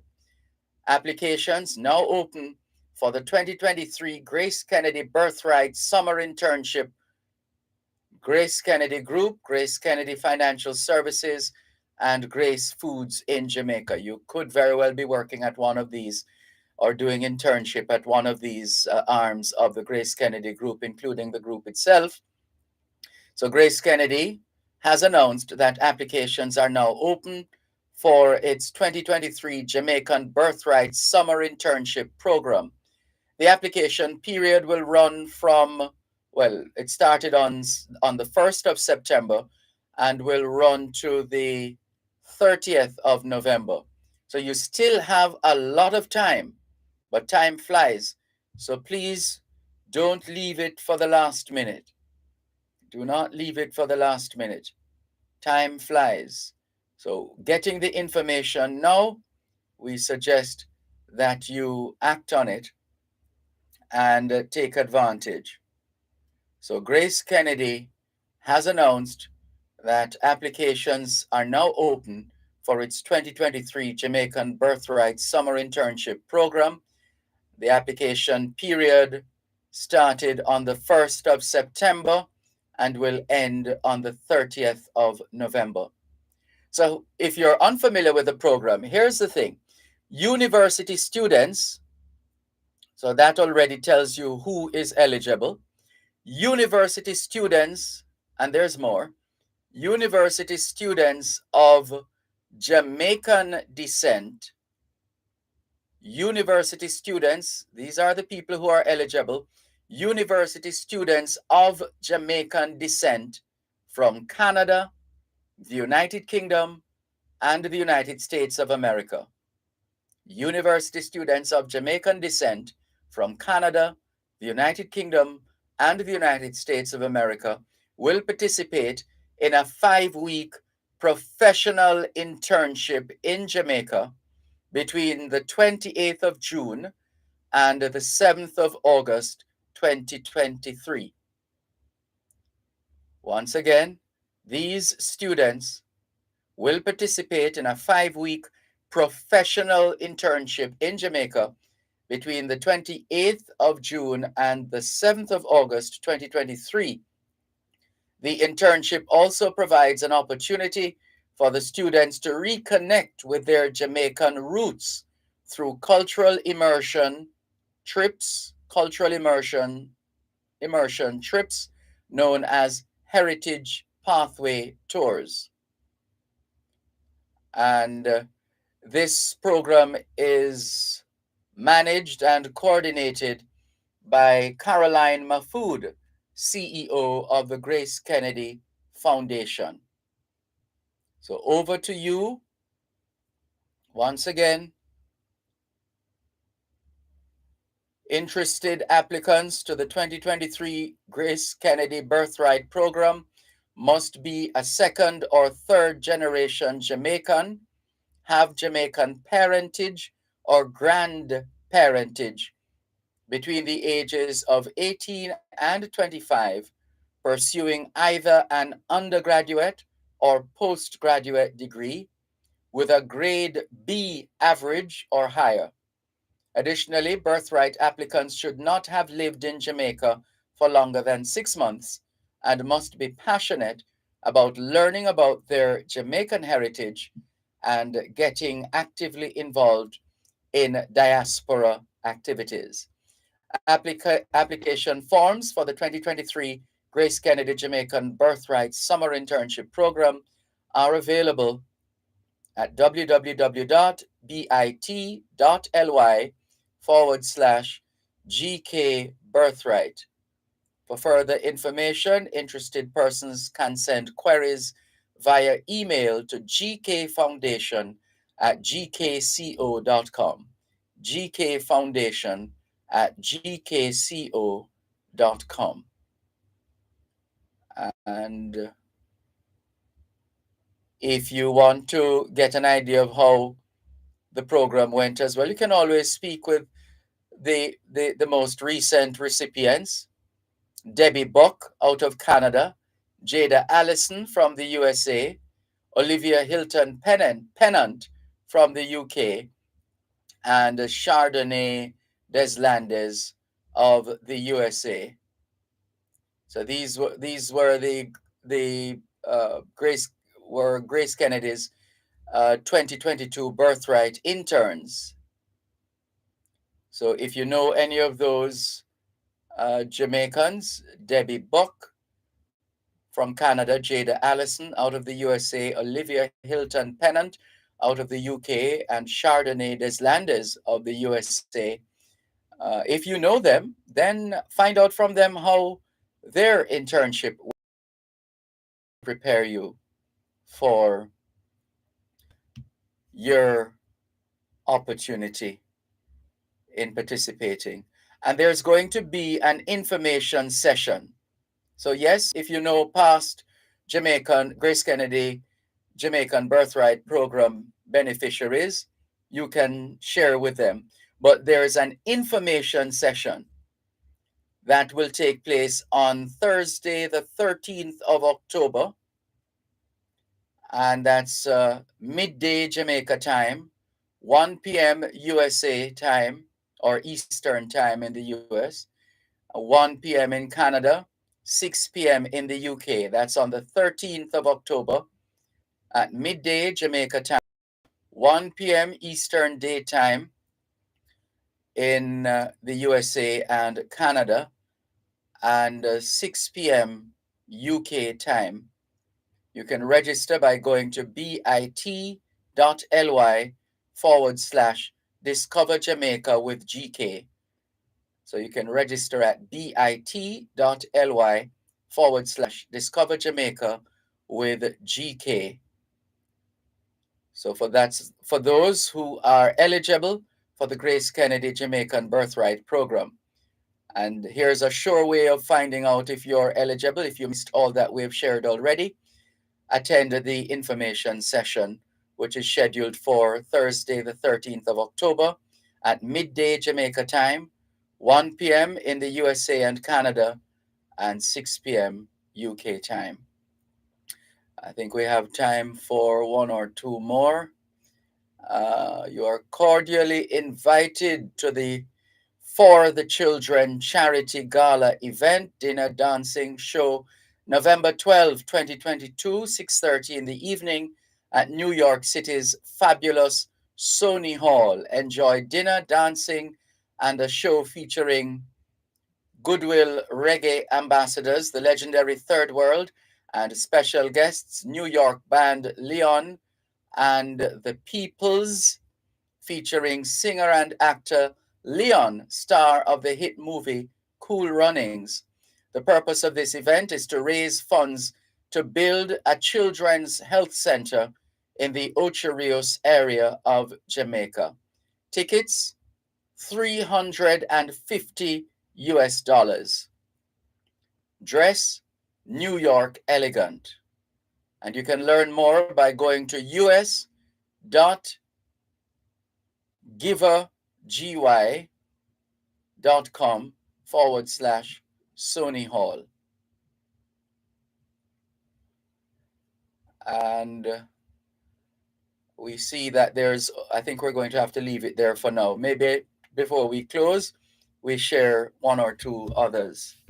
More in a moment. You're listening to Power 106 FM. The time is now 8 o'clock in the morning here at Broadcast House 32, Lyndhurst Road, Kingston 5, St. Andrew, Jamaica, which means it's 1 o'clock in the afternoon in Bamako, Mali.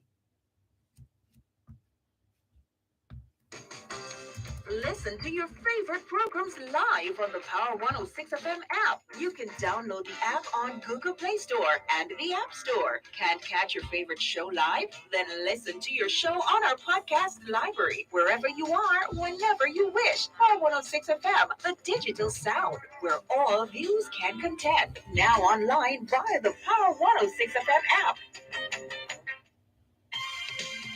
Tune in every Thursday at 3:30 p.m. for Your Legal Corner with Dana Walker Huntington during both sides of the story with Dervan Malcolm on Power 106 FM. It's your source of information regarding U.S. immigration matters, combined with Power 106 FM's pioneer of diaspora broadcasting. Call in with your U.S. immigration queries and concerns on 876-9224-11225 or send a text or WhatsApp message to 876-279-8598 and get the answers you need for your U.S. immigration questions. That's Your Legal Corner with Dana Walker Huntington, Thursdays at 3:30 p.m. during both sides of the story with Dervan Malcolm, only on Power 106 FM. Wherever you go. In tribute to Jamaicans in the diaspora, wherever you go, you shine. You make us proud. Despite our challenges at home, you never give up on us. Our sincere thanks. Thanks a lot for staying with us here on the Jamaican Diaspora live online on Power 106 FM. I'm Dervan Malcolm. Welcome to Sean, who is tuned in on YouTube. And Dolores says, good morning, Dervan and viewers. Happy Saturday to you all watching from Toronto. Good to have you on board, Dolores, in Toronto, Canada. In this segment, we are going to be talking about the America's Netball World Cup qualifiers, scheduled to be held right here in Jamaica.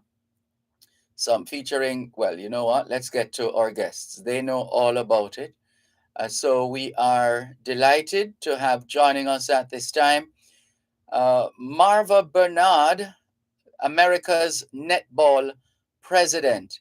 Good morning, Marva Bernard. It's been a while. How are you? I was thinking the same thing this morning as I got ready for this interview. I'm really good, and it's better hearing from you. It's been a while, Dervan. We had such wonderful times together. Indeed. Back then. Yes, indeed. Feels Well, like family reuniting, eh?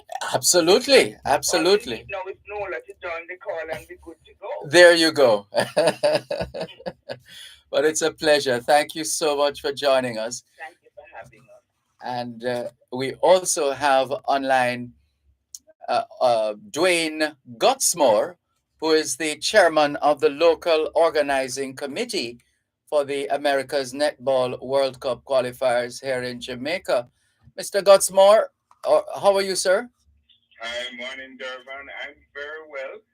Family also, but from the Radials Road family. That's a good family. Okay, I kind of know what that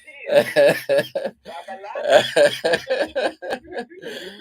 Thank you very much. Thank you very much for joining us. So let's get some background now, first of all, Marva Bernard, on this America's Netball World Cup.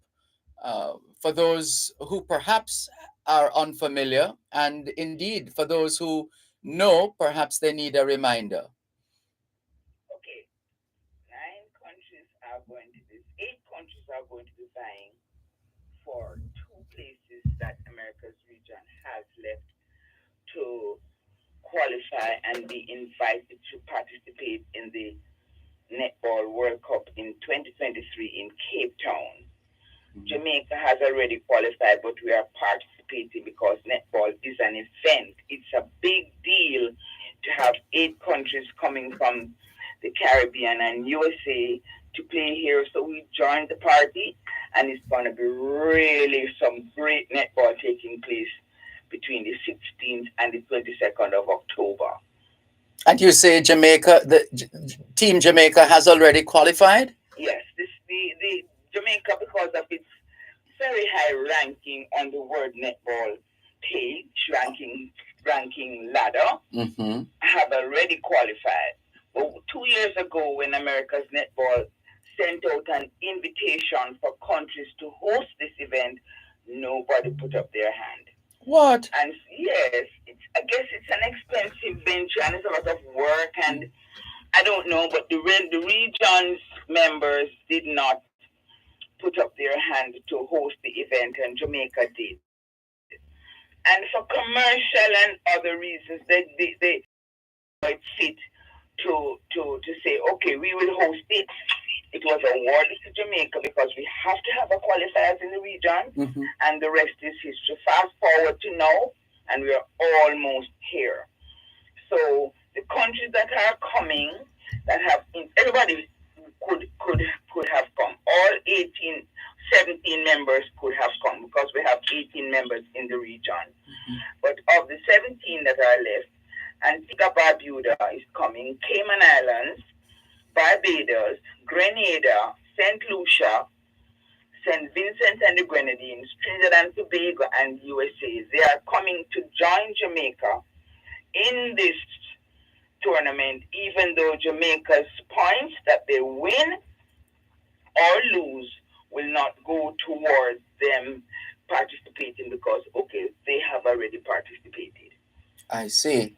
All right, hold it right there, Marva Bernard. Let's get from Dwayne Gotsmore, the chairman of the local organizing committee. What can we expect in terms of the logistics and all the other elements that will go into the America's Netball World Cup qualifier? It promises to be a really great experience. We are going from the 16th to the 22nd, and we have matches every single day. First day and the fourth day, we have, and in the afternoon. And the team decided to make the morning matches free to the public. So from 9 o'clock to 12 o'clock, games will be played in the morning on the 16th and on the 19th. And so persons can come and show their support to these teams that will be on court. The other excitement that we'll be having, we have a number of performances, we have fan engagement, and we certainly have to say thanks to our sponsors for allowing us to put on this truly world-class event.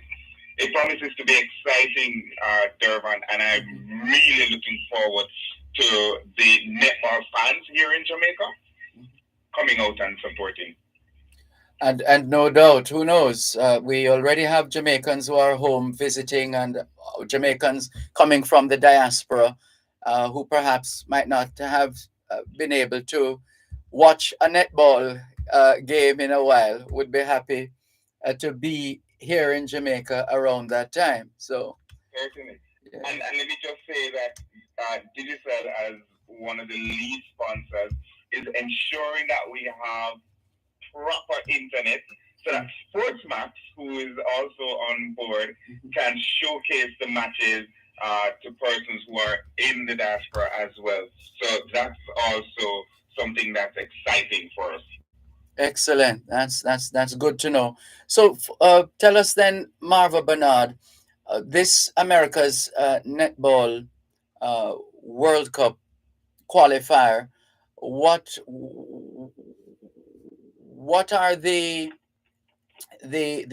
key the key things we need to, for those of us who are netball fans or those of us who are not so au fait, what are the key points or the key factors as fans we need to pay attention to in terms of whether, well, naturally, we would expect most people to, if not all of us, to support Team Jamaica, although Team Jamaica have already qualified.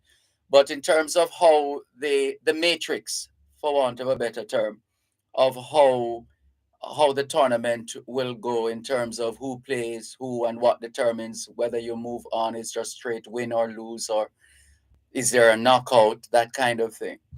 Okay, Dervan, it's a round robin competition, so that means that everybody will play everybody. Oh. So we end up with 36 games packed into this week of high class netball. And I say high class because it's the best of our region. Mm-hmm. It is the best of our region, and the teams are closely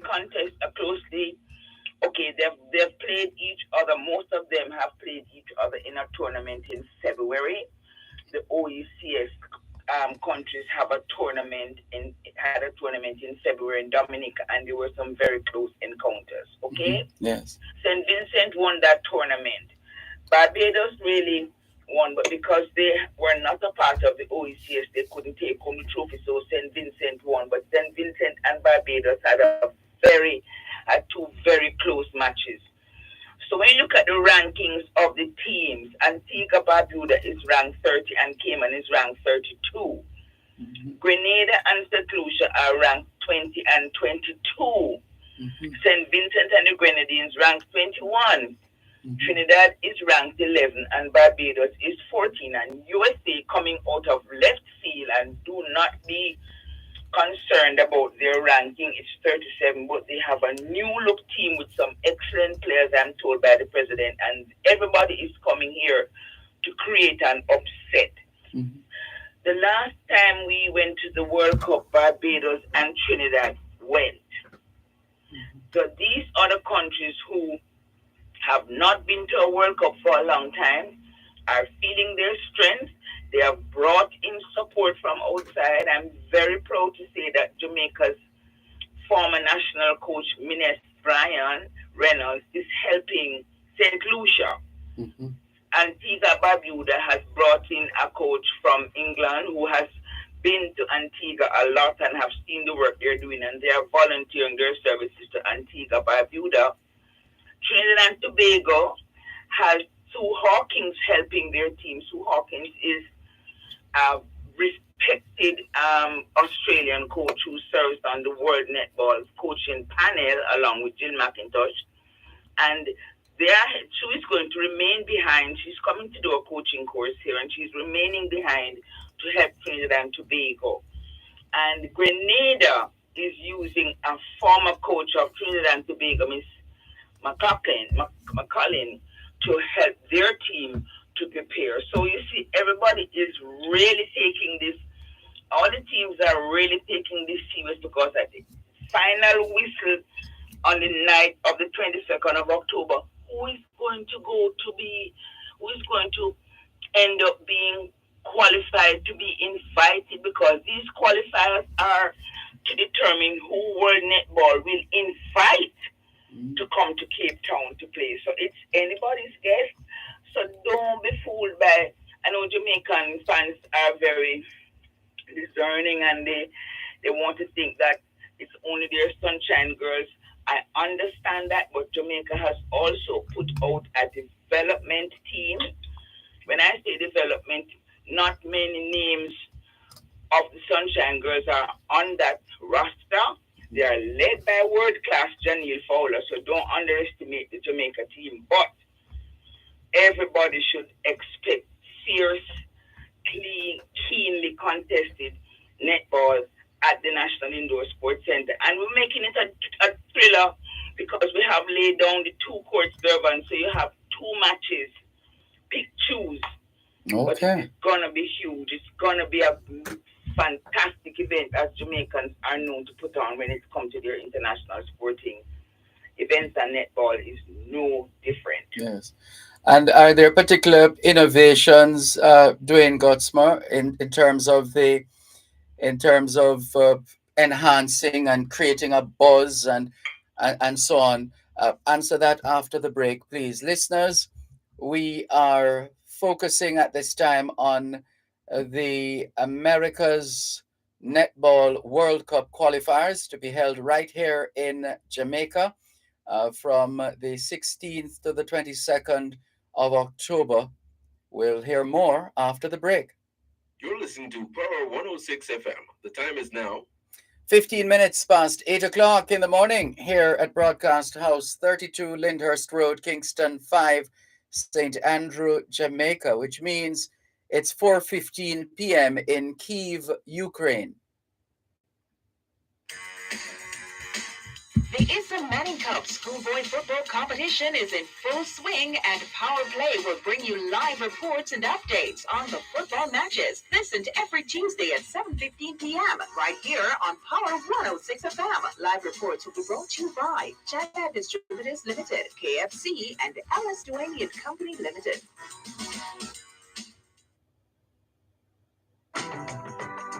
Wherever you go, in tribute to Jamaicans in the diaspora, wherever you go, you shine. You make us proud. Despite our challenges at home, you never give up on us. Our sincere thanks. Wherever you go. Thanks a lot for staying with us here on the Jamaican Diaspora FM. I'm Dervan Malcolm. Our guest, Bernard, America's Netball President, and Dwayne Gotsmo, the chairman of the local organizing committee. And going to the break, Dwayne Gotsmo, we were trying to get an idea. You've shared some of the information with us already, but some key things that those of us who are netball fans, those of us who will be attending, what we need to know and what we can expect. Certainly. Well, let me just start by saying the patron for this championship is our minister, Olivia Babsy Grange, and she's been doing a remarkable job in terms of just helping us to promote the event, unlocking doors for us to be able to have conversations in terms of just drumming up support for the event. We're having schools that will be involved and coming out. We also have a lot of social media engagement.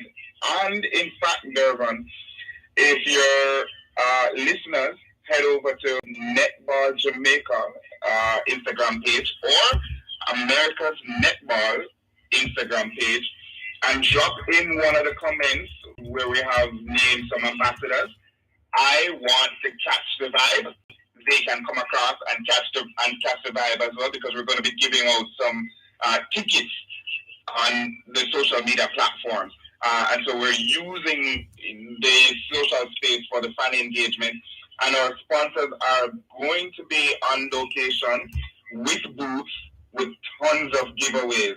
We have on board Sports Development Foundation, Budget, JPS, Sunshine Snacks. We also have Coors, National Housing Trust, NCB, True Shake, Water, Powerade, Main Event, General Accident, Pure Ice, Juicy Patty, Gilbert.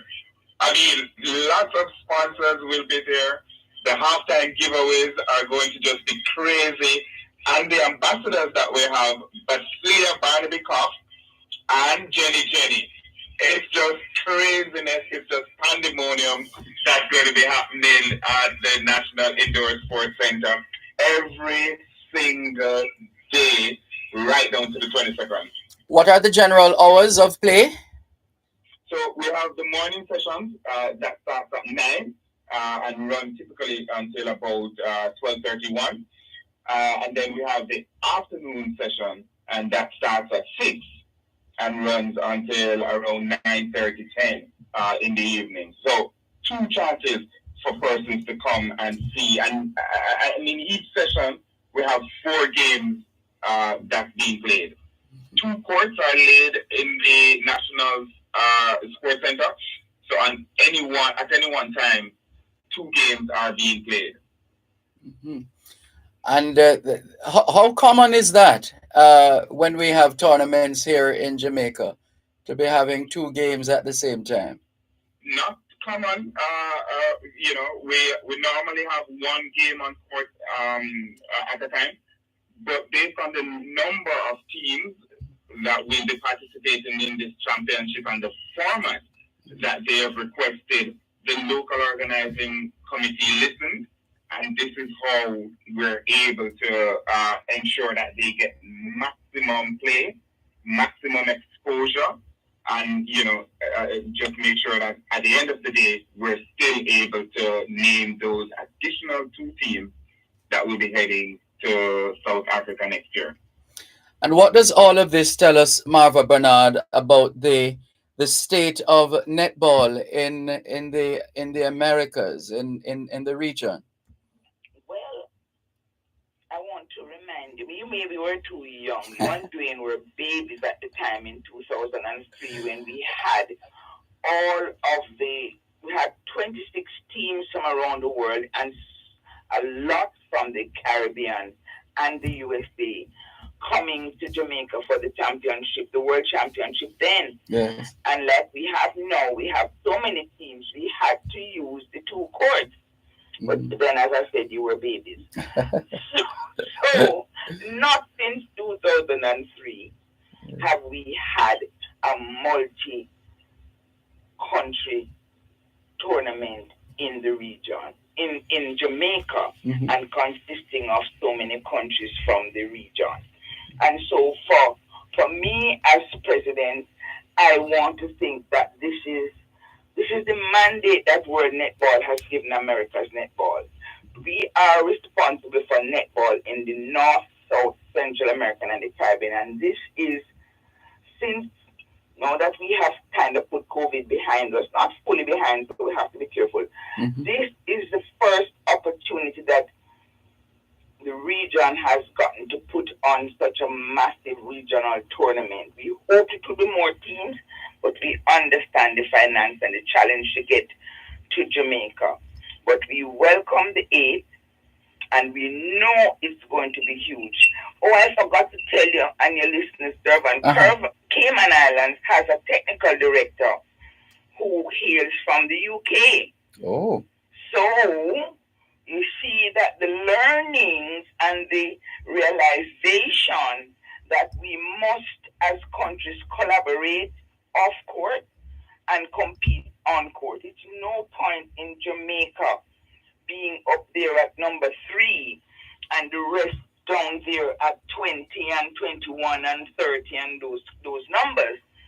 So the more they play against each other and play with teams that are higher ranked than them, the result would be a better improved performance for their players. And so this is one of the reasons that as president of the Americas, I am happy to know that the thinking in Jamaica is that we must, and I use the word we know, Jamaica must provide opportunities where the countries can play and play up and facilitate the collaboration. We're having a coach, America's Netball is having a coaching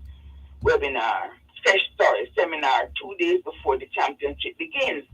And we, in collaboration with World Netball, will be bringing in Jill McIntosh and Sue Hawkins.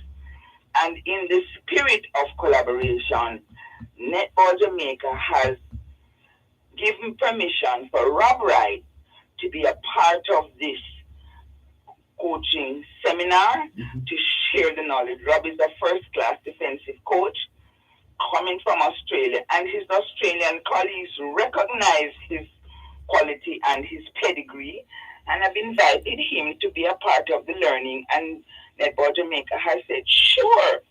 So you see, for us, the better teams get coached by good certified coaches, the better they will be. No longer does a coach qualify to be a coach with a whistle around his neck. Certification is important. You send your child to school to be taught by a teacher who went to teachers college. The same thing should apply in sports and netball. I have firm belief that people who are out there coaching our sport must be certified and continue to recertify themselves to be able to produce winning teams. Yes, and you've said a lot, and we quite understand. Uh, I doing have some giveaways too, but can give well. away one or two tickets if people can answer some questions. Go ahead. Why not? Yes. Okay. So I'm going to ask to name 3 teams that are taking part, apart from Jamaica, who are taking part in these qualifiers come next week. So they'll have to call us, right? If Yes, they have and the when answer. they give you the answer, Trudy will work with you on that. Okay, no problem. So listeners, let's go with that question, that first question again. Name 3 teams besides Jamaica who will be taking part in these qualifiers. Name 3 teams. Listeners, are you listening? Name 3 teams besides Jamaica who will be participating in the tournament, the America's Netball World Cup qualifiers. Name 3 teams besides Jamaica who will be participating. And if you're able to do that, then we have tickets for you. Right, Marva Bernard? Yes, Dervan. Okay, so the numbers, listeners, the numbers to call 876-922-4112 to 5. 876-922-4112 to 5. If you have the answer, 876-922-4112 to 5. It's an opportunity for you to win tickets to watch the tournament, the America's Netball World Cup qualifiers. Some 36 matches running from the 16th of October to the 22nd. And so all we need you to do is to name 3 teams other than Jamaica, 3 teams other than Jamaica who will be participating in the tournament. And those numbers again, 876-922-4112 to 5. 876-922-4112 to 5. And is going to try to ask a question first. All right, let's try. This is the Jamaican Diaspora live online. Good morning. Thanks for calling. Good morning. Morning. Sounds like you have the answer. Grenada. Uh-huh. Trinidad and Tobago. Uh-huh. Grenada. You're listening to the radio. Don't listen to the radio. Listen to the phone. You're going to be distracted. So you said Grenada, Trinidad and Tobago, and St. Kitts and Nevis. and Saint. Ooh, no, I'm not seeing that one on my list. Close. Grenada, Trinidad and Tobago, and St. Lucia. All right, what do you say? Say Marva Bernard and Dwayne Gutsmer, should we? In the spirit of generosity and sportsmanship. Yes. I will allow one mistake. Okay. And not be hard and fast this morning. I never said St. Kitts, but we'll allow. She said early morning she didn't wake up. I said, I'm not sure. First the caller wasn't so alert. Okay. All right. So what's your first name? Carol Clark. Oh, well, you've given us all of it. You said Carol? Caval. Yeah. Okay, Caval. Congratulations to you. Hold the line. We're going to take your contact details off air so that you can get your prize. All right. I gather we have others who would like to try out for, well, not for the team, but... When you give them a question. All right, so... Dwayne, find an easy question. We did a different question. Well, name the 2 ambassadors, or one of the 2 ambassadors that will name for the championship. Ooh. Name one of the 2 ambassadors already named for the championship. And I put you inside it just to make it easier. And the patron, either the ambassador or the patron. So if you can name either the ambassadors, one of the two ambassadors, or the patron, then we'll have a couple of tickets.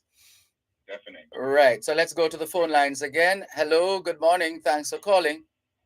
Good morning. Good morning. Oops, we're close to the break. Hold on. Don't move. Don't move. Hold on. Don't move. Just hold the line. Let's just take the break and come back. Protecting Jamaica's borders from illicit imports and exports is a key priority for the Jamaica Customs Agency. The JCA will remain vigilant and resolute in effectively fulfilling this mandate. The time by the Jamaica Customs Agency is 8:30 in the morning here at Broadcast House 32 Lyndhurst Road, Kingston 5, St. Andrew, Jamaica, which means it's 6:30 a.m. in Vancouver, British Columbia, Canada. Hey, invite your friends and come join us this Saturday for the Slumber Party, sleepwear edition of Faith Frequency. Party with us from 9 p.m. to midnight as we blaze the music mixed by our super star DJ Xavier and King Taz, alongside your host Debbie Soon. That's this Saturday. Show off your sleep sexy or sleep swag. Eagles VIP Sea Washington area and tune in live on Faith 95 of them, 692 of them, and RETV. Online at One Spot Media and on Mixlab at Faith Frequency. Or DM Faith 95 of them want to join the live in-studio party. Faith Frequency Slumber Party is powered by Stella Vodka, the world's #1 vodka. You must be 18 years or older to drink. Drink and party responsibly. See you there. I've been alone in my thoughts. Wherever you go. In tribute to Jamaicans in the diaspora, wherever you go, you shine. You make us proud. Despite our challenges at home, you never give up on us. Our sincere thanks. Thanks a lot for staying with us on this special segment, these special segments on the Jamaican Diaspora Live Online, giving you a preview of the America's Netball World Cup qualifiers, the Netball World Cup qualifiers Americas, which will take place, the qualifiers will take place here in Jamaica, but the actual tournament outside of the qualifiers will be in Cape Town, South Africa. Correct, Marva Bernard? Yeah. Right. And so the tournament will run from the 16th to the 21st of October. And we're using the opportunity, apart from sharing the information. The 22nd, I beg your pardon. The 16th to the 22nd of October. And we're using the opportunity to give away a few tickets. And so far, we've had one winner.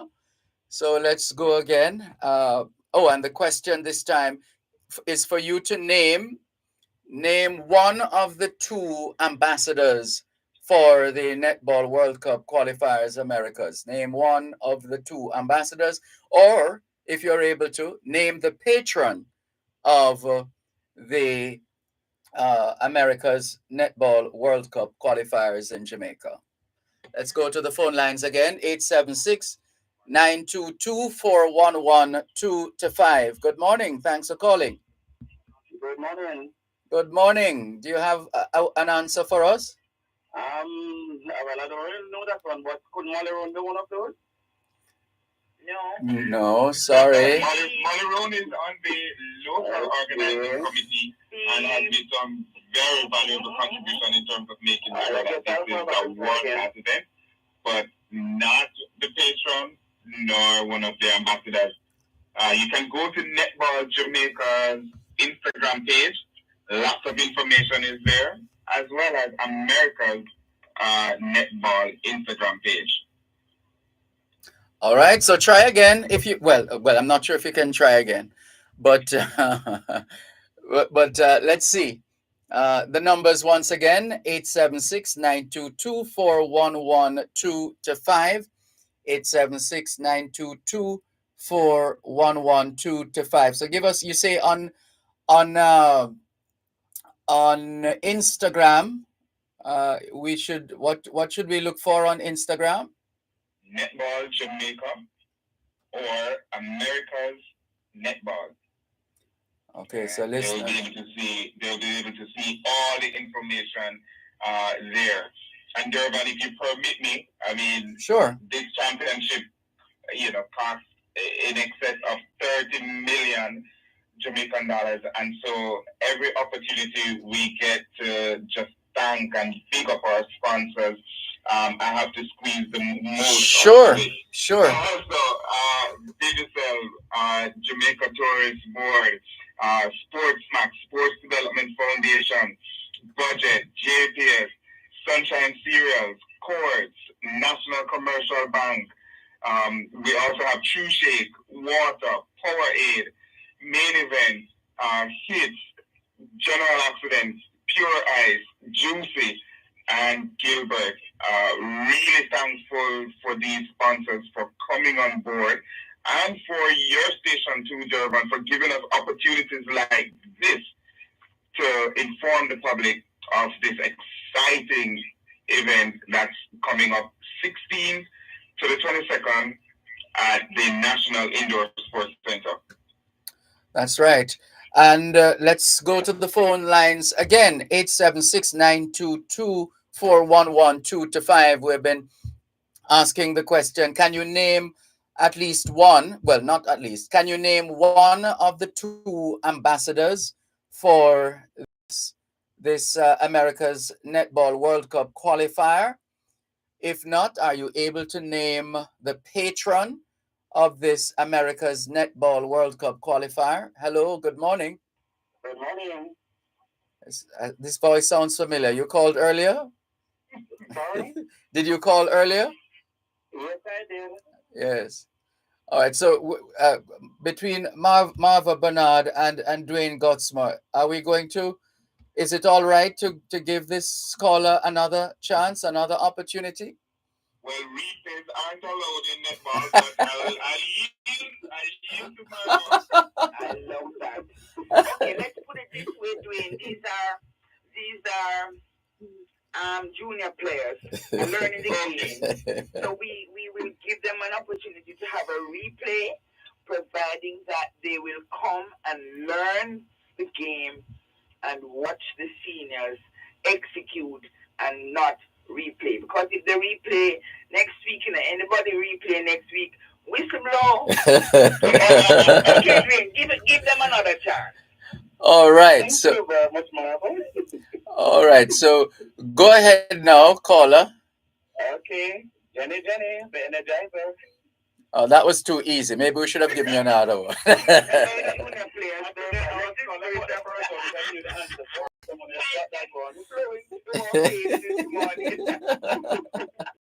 Yes, indeed. Congratulations to you. What's your first name?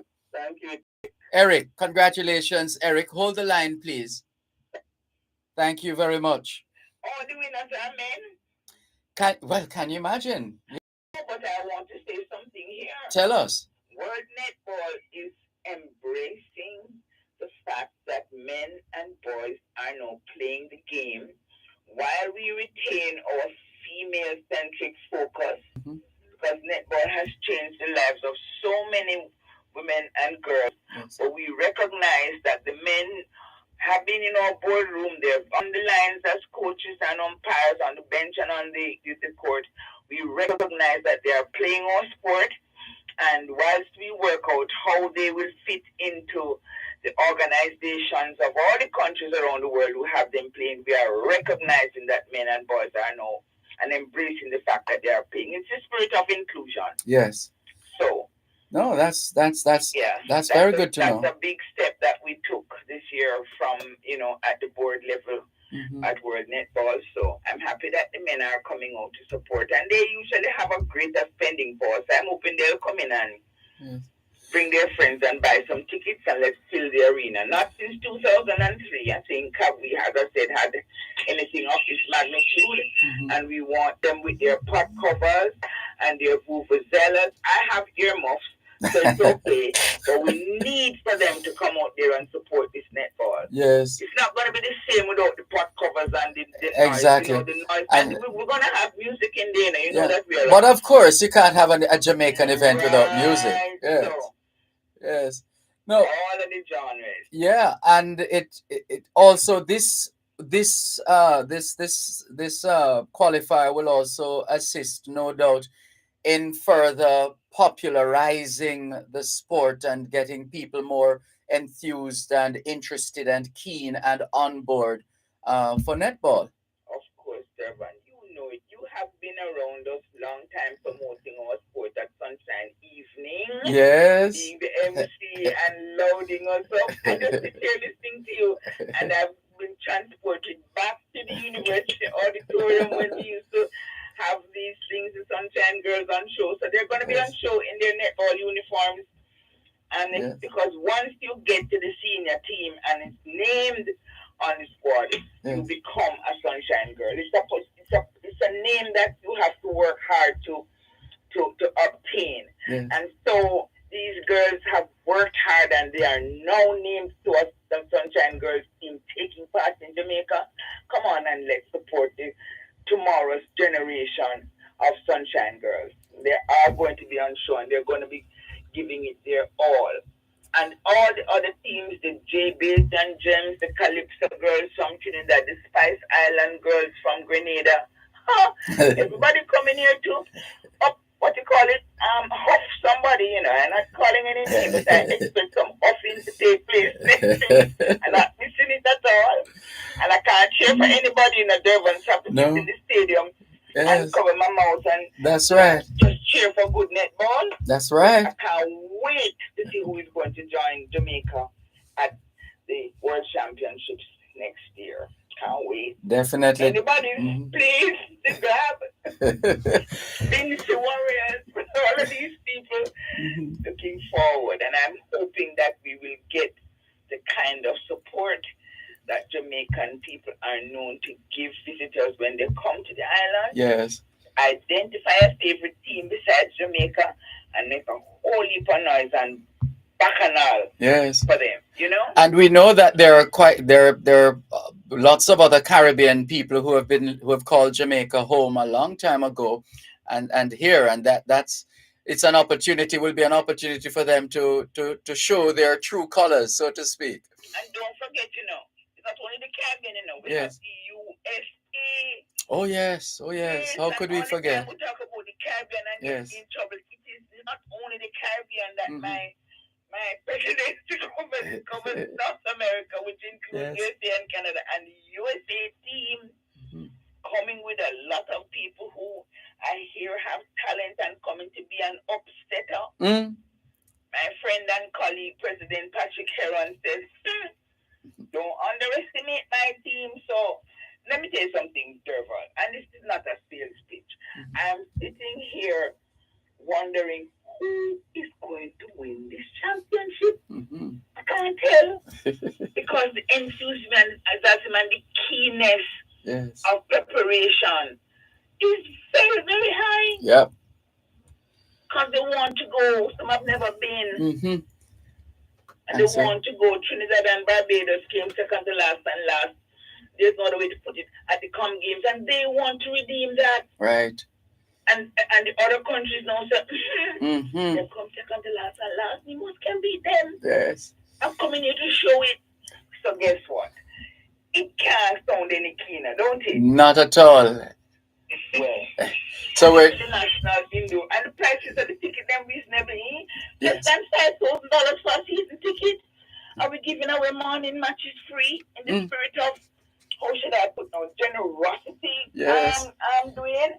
We make sure that we encourage people who can't afford to pay to come in the morning, because guess what? The government has helped us with the cost of the National Indoor Sports Center, but my goodness, it takes cash to care. That's right. And it takes cash to prepare an event like this. So all my friends who have been WhatsApping and asking for money, please, and you know who you are. I'm hoping you're listening, and I have to go and tell you I was calling your name, but not calling your name. I hope that and we'll take money up to even after the championship. That's right. That's correct. Even after the chapter, they phone me and say, Auntie Maba, here is $500,000 pay bill. Yes.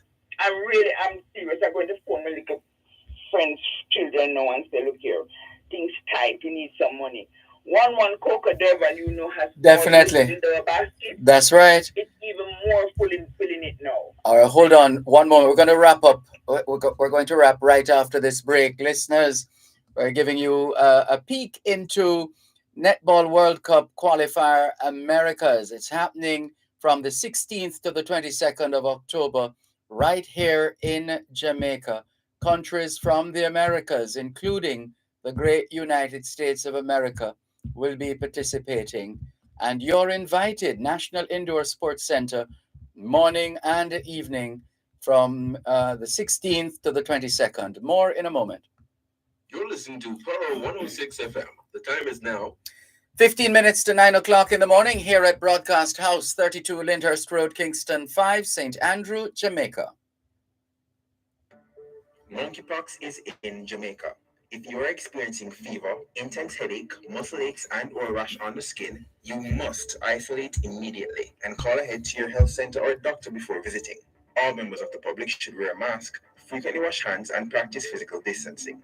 A message from the Ministry of Health and Wellness. There's a retirement crisis in Jamaica, with only approximately 10% of the working population saving towards retirement. Many people do not participate in a formal pension plan, such as contract workers and the self-employed, and some are not eligible for a government pension. Every member of the workforce has the opportunity to participate in a pension plan and secure a monthly income for their retirement. Join Real Business every Monday at 9:30 a.m. for an informative discussion with Peter Rose Hall, Managing Director of BPM Financial, discussing the importance of retirement planning and the solutions to move Jamaica out of this crisis. Retirement Wealth Creation is brought to you by BPM Financial Limited, taking you higher.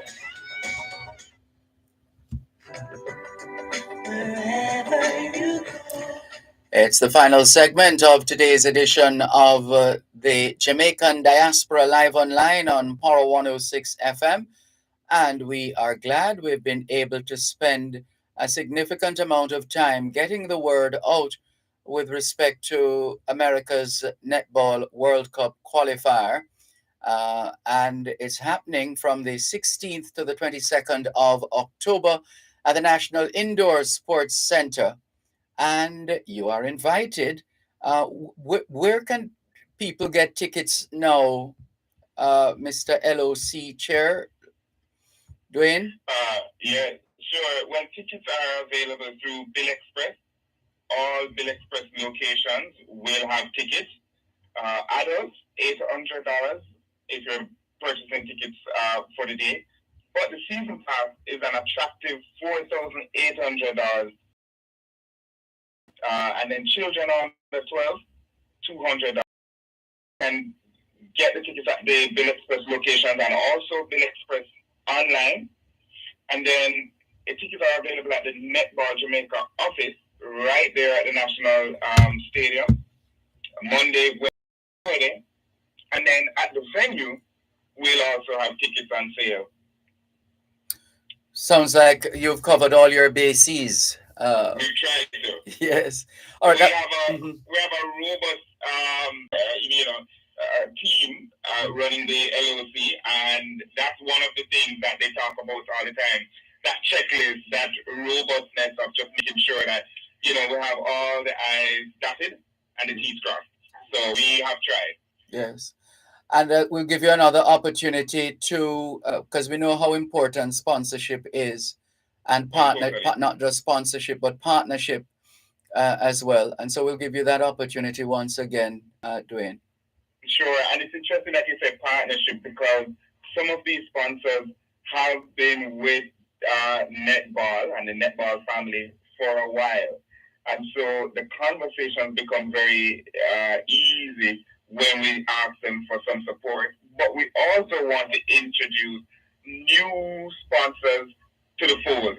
And so hopefully there are sponsors who are listening and want to get in on the action. It's not too late. We still have, as Mrs. Bernard said, few more bills to pay. So we would certainly love your support. But we have to say thanks to the lead sponsor, Digicel, Jamaica Tourist Board, SportsMax, Sports Development Foundation, Budget, JPS, Sunshine Cereals, Courts, National Commercial Bank, True Shake, Water, Powerade, Main Event, Hits, General Accident, Pure Ice, Juicy, and also Gilbert for providing us the match ball. Promises to be super, super exciting. Lots of engagement on the days. There's a fan zone. The sponsors and team engagement is also mixed into what we do. And then there's entertainment. The team looking at entertainment is putting a very exciting package together as well. And so we expect that every day will be just lots of fun, excitement, and of course, top class netball. Wonderful. We're looking forward to it. Thank you both so much for the energy that you bring to an event of this magnitude.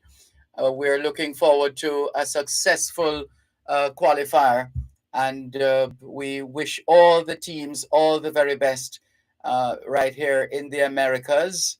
And we know that those of us who are going to be attending the matches are going to enjoy the matches. And we don't, as Jamaicans, we are fun-loving people, and we will help to bring that energy into that space, into that arena, and electrify everyone in a good way.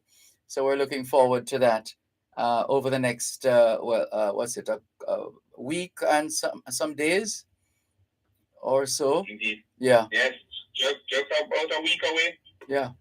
Looking Just about a forward. week away. Looking forward. Definitely. Thank you Dervan, both. Thank you so much. It's been a pleasure. Thank you. Thank you, Dervan. It's been a real pleasure. Yes. Good way to start the morning. Absolutely. And they have the LOC meets today, so it's really a great morning for us. Indeed. To PR this event. It's more than just a qualifier. Indeed, it is. It's a big deal.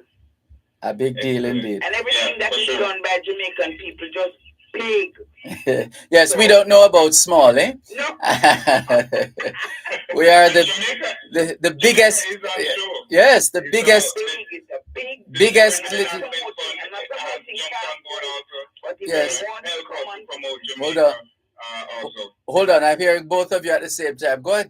Go first, Marva Bernard. You were saying? saying I'm not promoting any fast food company, but if they hear me saying that it's a big deal and they want to come on board and support us with some big money, we will take it. But it's more than just a qualifier. It's a really big deal of a sporting event.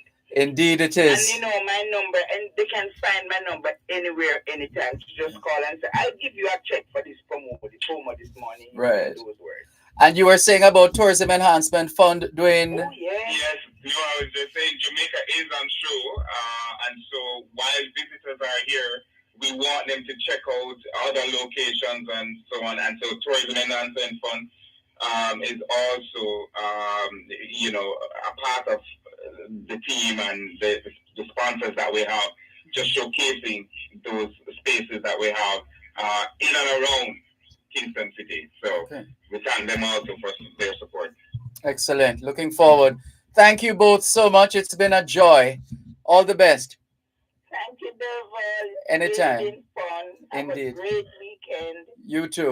All right. Bye-bye. All right. See you later. You're welcome. Take care. Bye-bye. Listening there to Marva Bernard, America's Netball President, and Dwayne Gottsmer, Chairman of the local organizing committee, Jamaica hosting the America's Netball World Cup qualifier right here in Jamaica. 36 matches from the 16th of October to the 22nd from the 16th to the 22nd of October.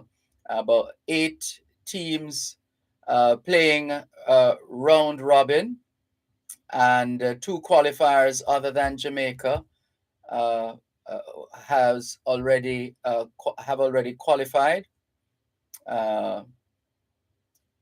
Jamaica has already qualified, And the teams, once again, Antigua and Barbuda, Barbados, Cayman Islands, Grenada, Jamaica, well, St. Lucia, St. Vincent and the Grenadines, Trinidad and Tobago, and the USA.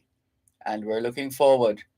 We're looking forward. And congratulations to Caval Clark and Eric Thompson, winners, as we gave away a couple of tickets earlier on. Thank you so much. And we did promise there are a couple of notices we did promise to share before we wrap today's edition of the Jamaican Diaspora Live Online here on Power 106 FM. And one of those is an event that's happening today, the Tivoli Gardens High School Alumni Corporation.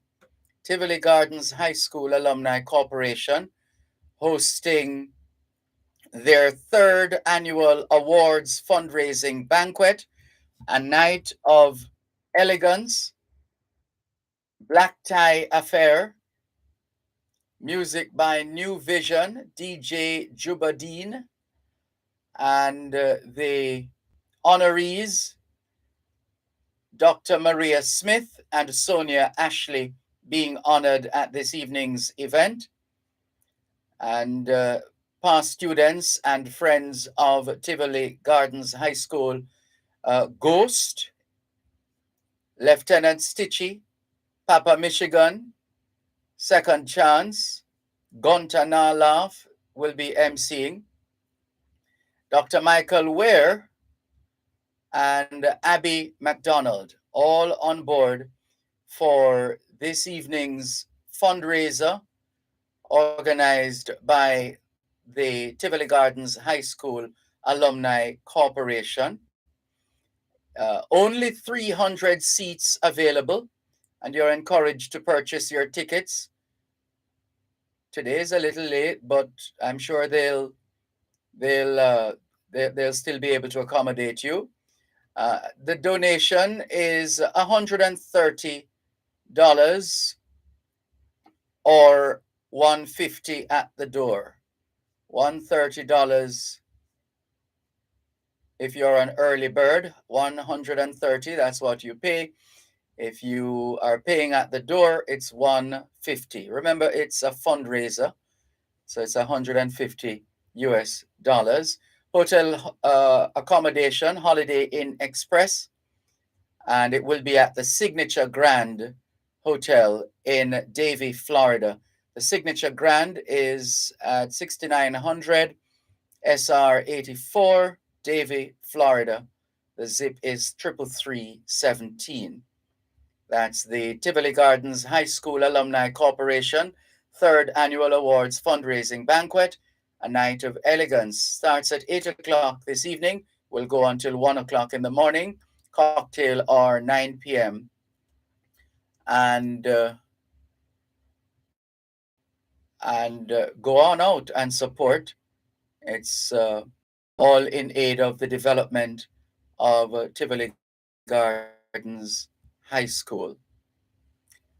And so, by all means, go out and support that fundraiser. And there's an event, hold on, there's another one coming up in the week, couple of events quickly before time runs out. The Jamaica Nationals Association of Washington, the Washington, D.C. metropolitan area, part of the Jamaica 60 celebrations, their scholarship campaign fundraiser. Visit JNA Facebook page at facebook.com/jnadc.org. Donate to college students of Jamaican heritage in the metro and in Jamaica. Scholarship application forms are available on their website. Deadline coming up.